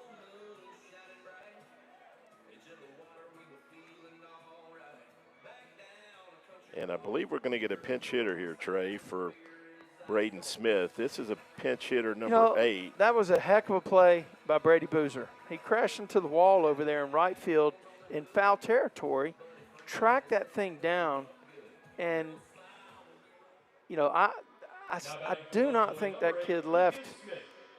I don't think he tagged up. Yeah, Brady came up throwing. He knew there was a potential play at third.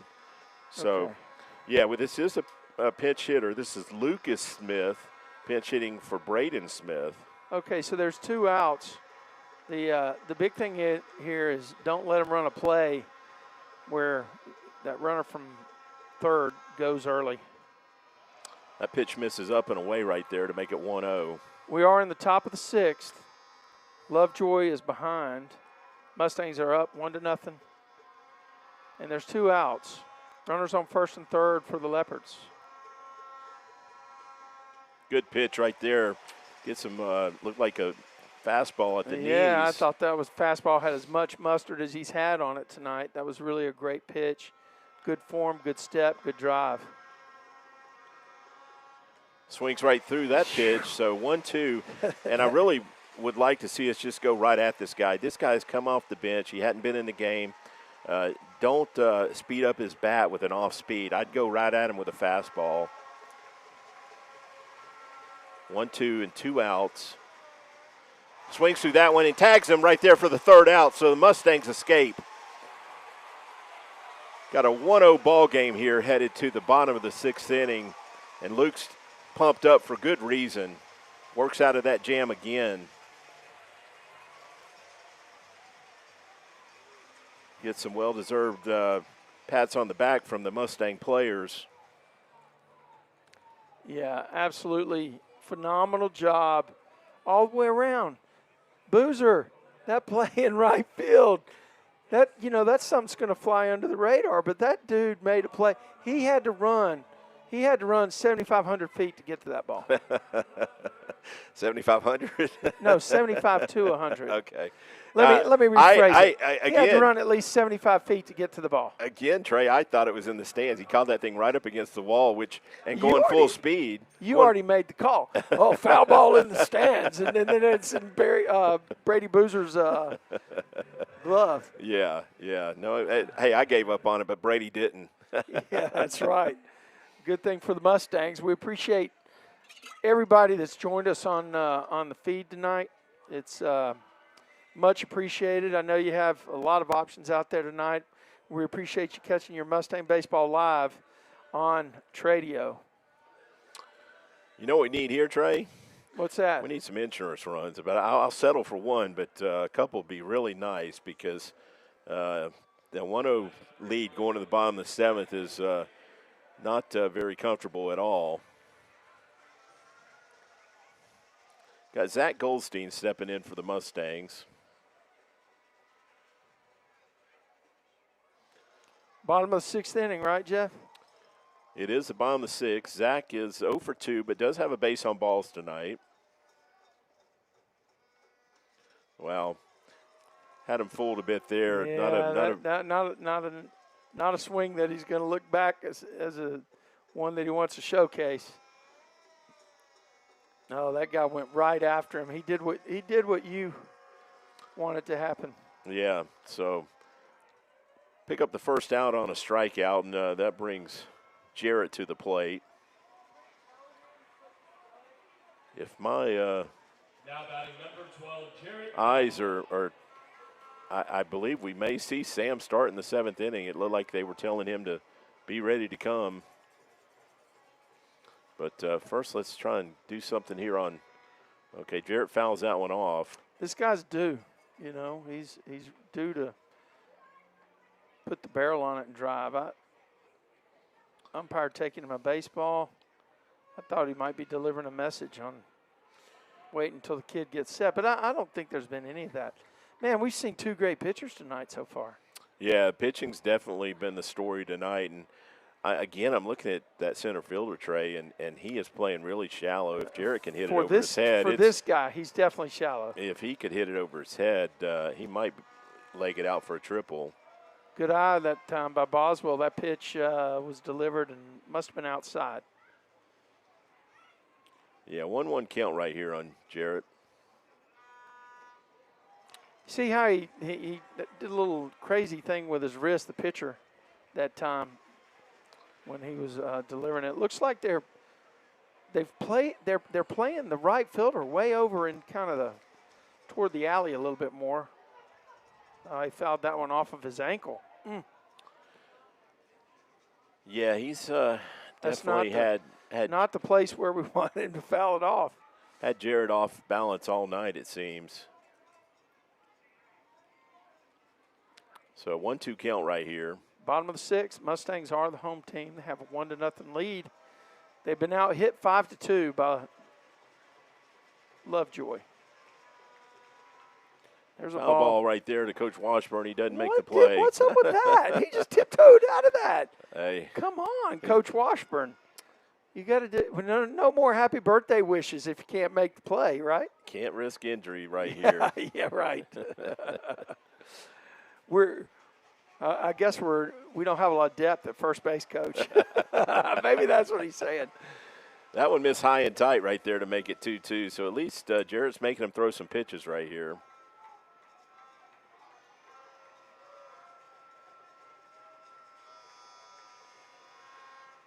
Oh, there's a rip. There it is. That's going to be a base hit to right field. Again, Jarrett made that good adjustment on a breaking pitch. I think he's going to bring a runner in for him, especially since you can substitute somebody and then bring him back out. I think you're right, Trey. Let's see here. So got Lolly coming to the plate, and, yeah, Coach is going to go talk to the umpire. I don't know that he can do that. Okay. Maybe he can. Courtesy runner, maybe he just won't be able to do courtesy runner anymore. Okay, yeah, that's Connor McDermott coming What number is in to run, number 22. Okay. And probably the reason we're seeing Connor here is Derek Duong would normally be in that role, but he's our left fielder. So you couldn't use him in that role as a pinch runner, given that he's playing in the field, correct? Duong? Yeah. Yeah. No, you couldn't. Exactly. Now batting number 11, Molly Escobar. Okay. Duong can come in and run for the DH or run for, but if he ran for the DH, it may wipe out the DH. I don't know how that exactly. Well, yeah. I would like to see Lolly burn the center fielder here. And let's just get a barrel on it. That ball's down for a ball. One thing's for certain, though.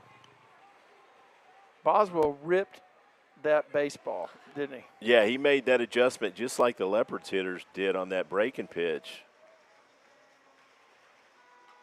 Lolly was behind that.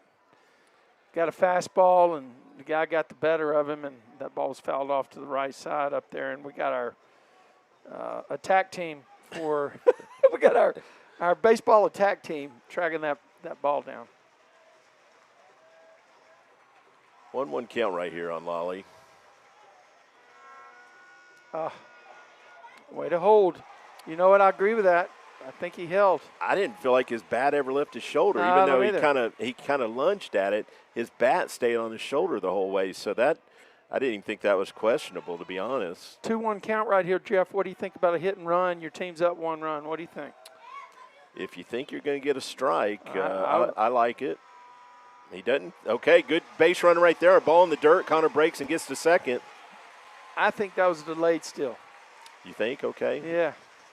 I don't know. Either way. Maybe he saw it down, but I'll tell you what, Connor did a great job. Yeah, either way, that ball was down in the dirt, and we moved to second and put a runner in scoring position here for Lolly, now in a 3-1 count. Come on, Lolly. Lil yes right here. Lil yes. Mustangs looking for some insurance. Lolly well hit. One in the hole. Let's see. We're going to try and score him. You got to go. Here comes the Gotta throw. Go. Here comes the throw. It's a great throw. They're going to cut it. They're going to cut it. We're going to get a second run. Lolly's going to be in a rundown, but that's all right. We got that insurance run that we wanted. Lolly's going to be out right there, and they cut that throw. You know, Connor was going to score either way. I thought that throw was going to be. I thought it was a good throw. I'm not sure why they cut it, to be honest. Well, the same thing happened last week. He cut that ball head high, so it was not like it was going to bounce. And hey, what do I know? They have a better angle than we do. And they got an out. They got an out, but we got a run. I'll trade in that spot. I'll trade an out for a run. 100%. Mustangs go up 2-0. Huge right there. So 2 outs as Gianni steps in. Swings through that one right there. Good job of hitting right there. 3-1 count, and Lolly was on time. That's a great job. That one misses down to make it 1-1. So we are in the bottom of the 6th. Mustangs just added a run for insurance. It's 2 runs for the Stangs, no runs for the Leopards. But the story of this game really has been the pitching. Two runs, pretty hard-fought runs. Definitely. Okay, he gets him on a strikeout right there, but Mustangs now have a 2-0 lead headed to the top of the 7th inning. We're 3 outs from picking up game 1, and let's see who's going to be asked to close this one out for the Mustangs. Let's just go ahead and point it out. Game 1 of the Texas 5A Division II state semifinals. A ticket to the championship game. I think it's a championship game. I don't think it's championship series. I don't know for sure. Okay. But the wording implies that it's a game. We got our answer. Here comes Sam, and I think Sam's going to start this 7th inning. And, yeah, Luke is out in left field. So we got our answer right there. And Luke's pitch count had to be up 10. He was at 105. So, yeah, at best he could have gone a batter, maybe 2, with the pitch count at 105. So he's number 13. I never realized this, but isn't that the same number Luke Schreier wore? I believe you're right. Yeah. You're right. And so he's got some shoes right here. He's going to have to throw strikes. Yeah, right? We know what Luke did in this spot last year, so hopefully he follows suit. Yeah, he took those batters and out of the frying pan into the Schreier. You got it, baby. That's you know, right. I think we also had a pitcher named Dr. K, Dason Hill. You remember that guy? Vaguely. Yeah. Vaguely. I got to meet his dad right. down in Brownwood last Friday night. And JoJo Kubo, of course. But where I'm going here, Trey, is I think Coach Webster wanted Sam to start an inning instead of come in the middle of an inning, especially if there's base runners on. Yeah, right. You know, he came in down in Brownwood with bases with runners on base. Yep. And and we've seen Sam when he's been a starter, okay, and started the game, he's gotten off to really good starts. So maybe he just has a better mentality when he comes in fresh with no one on base. I don't know, but either way, I sure hope he pitches like we've seen on several occasions this year. And if he's throwing strikes, he's really tough. He's got to be throwing around 90. He's got a good fastball and also has a good curveball when he is hitting the strike zone. Well, one of the other things that's important to note is this guy can bring the ball. He's as hard of a thrower as any of the pitchers that step out of that bullpen. I'm going to see if I can get our insider to give me information on his speed. Yeah, I got to believe he's bringing it in around 90 also, if not even a little better. Well, we're in the top of the 7th, and this deal, Mustangs are 3 outs away. Oh, look at that. Boy, he smoked it right by him. Yeah, good high fastball that Asher Lacey swung through for the first strike. Top of the 7th, Mustangs are the home team. They're up 2-0. Fouls that one back. So and he came right after him. He's got ahead 0-2. Yeah. And this is kind of where, I think we ought to do the same thing that you've been talking about. Just hammer it. Yeah, this is the number 8 hole hitter, so. Oh, he threw him breaking. Yeah, well, hey, but again, he went at him, okay? A lot of times in an 0-2 count, you'll say, don't give him something too good. Well, Sam's got good stuff. Let's challenge him here. I'm not saying just lay it in there for him, but we don't have to be too fine with it. This is the 8 hole hitter. Another foul ball right there, but he's thrown 4 strikes in 4 pitches, and that's a good start for Sam. Yeah, and he works quickly. which is good for the defense behind him. Another thing that's interesting, Trey, is he's working out of a windup. So maybe he feels a lot more comfortable out of the windup than the stretch. Oh, my gosh. Wow. Where was that pitch? Right at the knees. He fired one, and the batter took it. I guess it was outside. I guess so, but Gianni must have set up outside because it looked like Sam hit his mitt. So 1-2 count right here. Swinging right there. That ball is going to – could stay in play Jarrett's for trying Boswell. to get to it. Oh, goes over the rail and just can't reach it. I thought he was going to flip over there for a second. Of course, the same way as the big leagues, there was nobody over there to support his fall. Yeah, he was not getting any help from the Leopards over there. Yeah, but right. a big effort and just out of Jarrett's reach on that foul ball.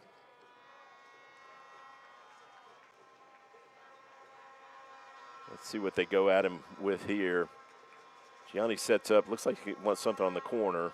Oh, Swings right through it for that first Jeff. out. He smoked him. Good fastball right there. My gosh, Jeff, that had some heat.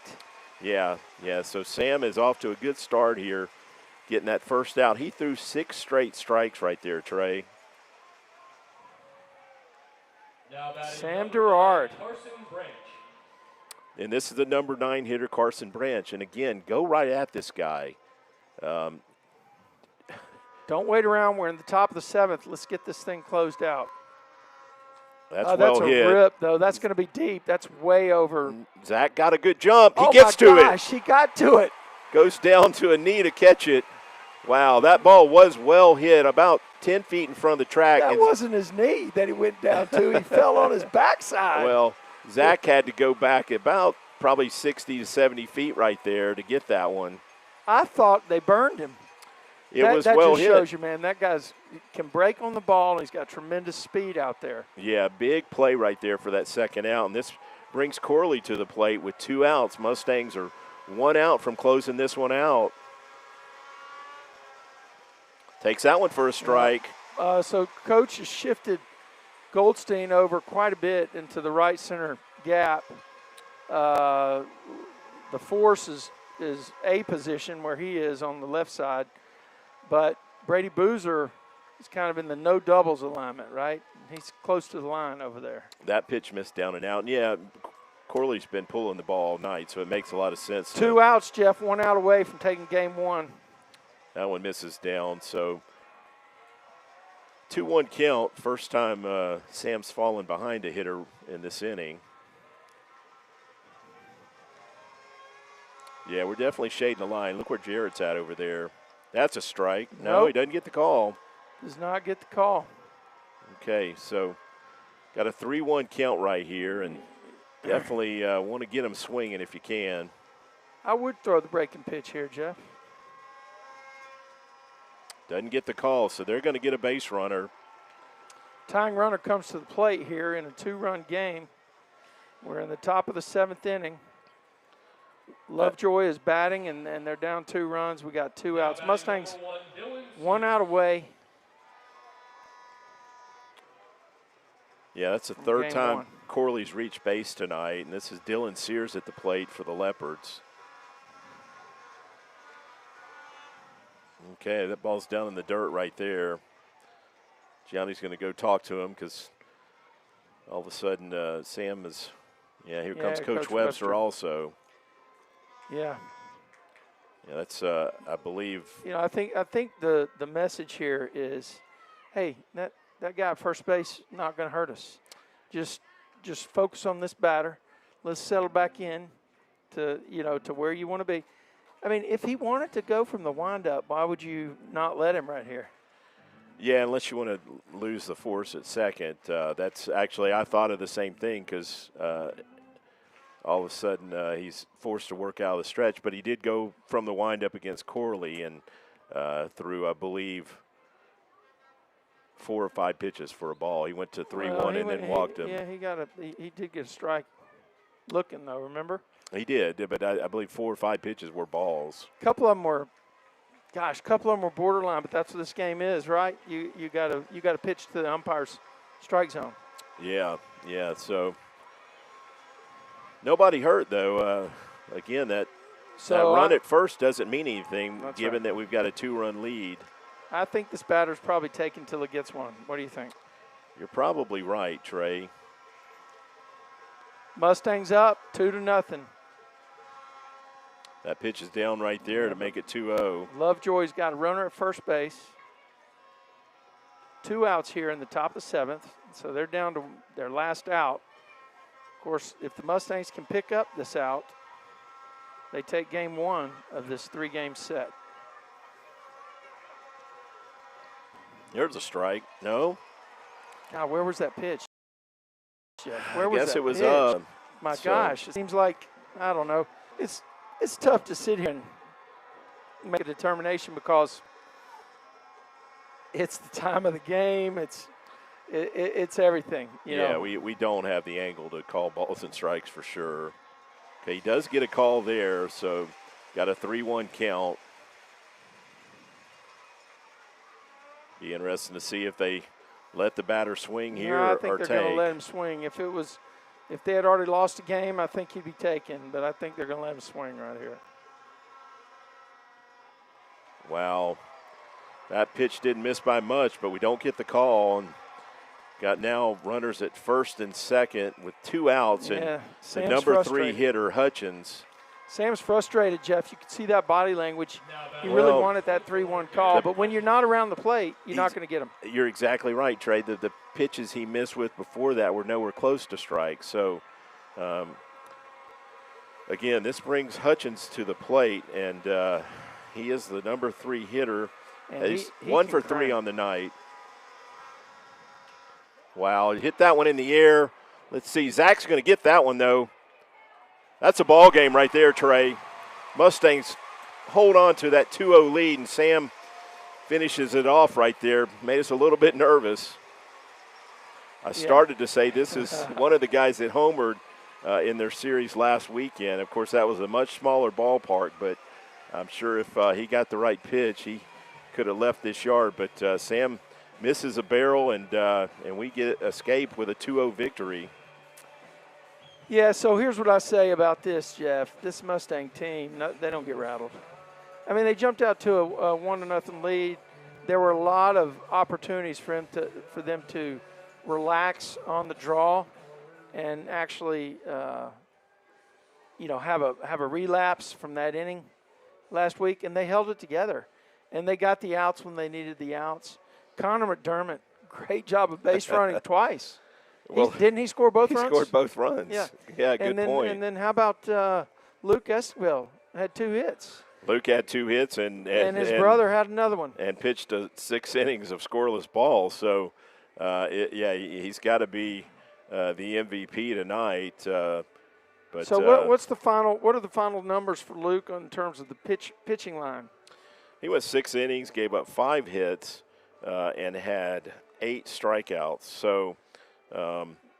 Just another gem by Luke. His second scoreless outing. Didn't get a complete game today, but great to see Sam come in. We know he had a rough outing down in Brownwood, but great to see him bounce back tonight. Great job. And finish this one off. And we knew we'd need, some guys out of the bullpen. Blaine Swartz, stay on your toes because you're probably going to be out there tomorrow if needed in relief. Absolutely. And Jeff, how about hits? Mustangs only had 4 hits. They were out hit 5-4. Lovejoy had 5. Mustangs had 4. Yeah, the book is actually showing us with 5 hits. Let's see, but Jared had 1, Luke had 2, and Lolly had 2. So the Esquivel brothers had 4 of the 5 hits. I don't remember Lolly's other one, but I do remember the one. Right. Oh, he hit one. He hit one, just dinked it over, I think. So I think he did have one. Well, I'm quoting Game Changer. Yeah. So how about for the Leopards, because their pitcher was phenomenal tonight. Yeah, and 91. He touched 91. The Force touched 90.